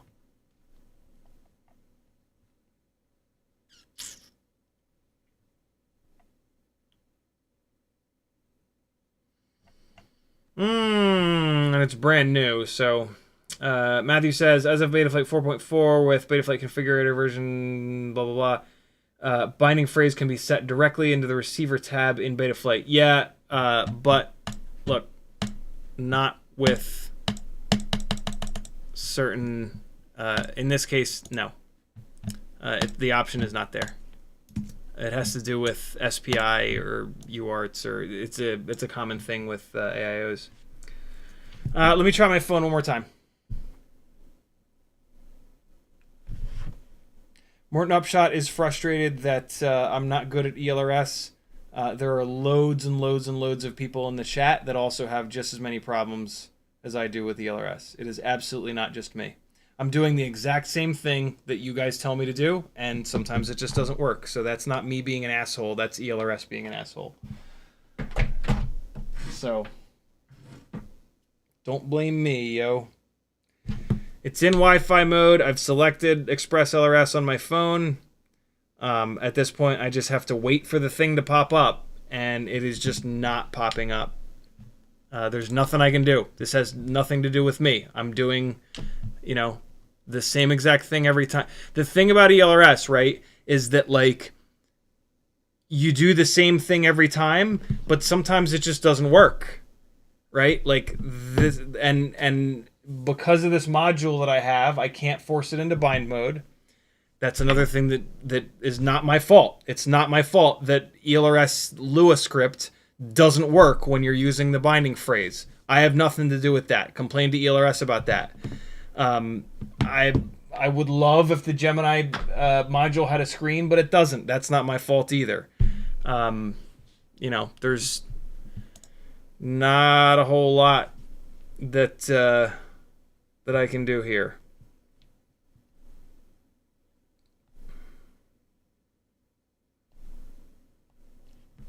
I'm not a developer. I'm the farthest thing from it.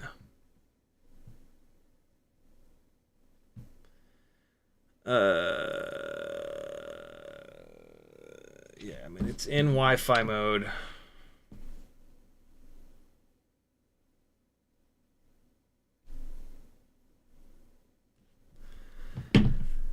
Oh my God. Oh, I hate this so much.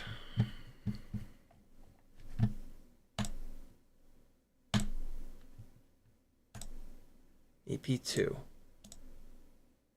Let's try this. Let's go back to 3.5.0. Hardware vendor. Happymodel.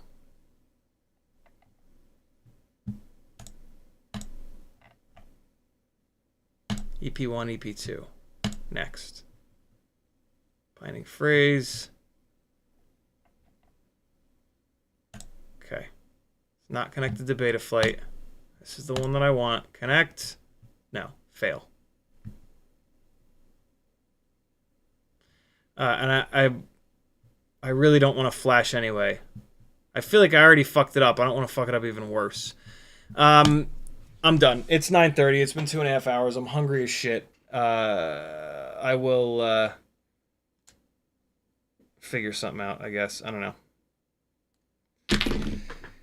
It's light. The canopy looks really good. Yeah, I don't know. This is super annoying. Alright. My phone went back. We're good. Sorry, guys. It's, you know, blame me if you want. If it makes you feel better to blame me, go right ahead. But I'm not like a super dumb person. I'm also not a super smart person, especially when it comes to computer stuff. You know, I love Express ELRS when it works, but when it doesn't work, you know, not everybody in FPV is a developer. Not everybody in FPV is a fucking genius, and so this just sucks. And I know that they've made huge strides in making it a lot better. The web flasher usually works, but this is, you know, this is just, I don't know. Sorry, guys. I'll see you on Sunday at 3. Here's me flying Ripsqueak around.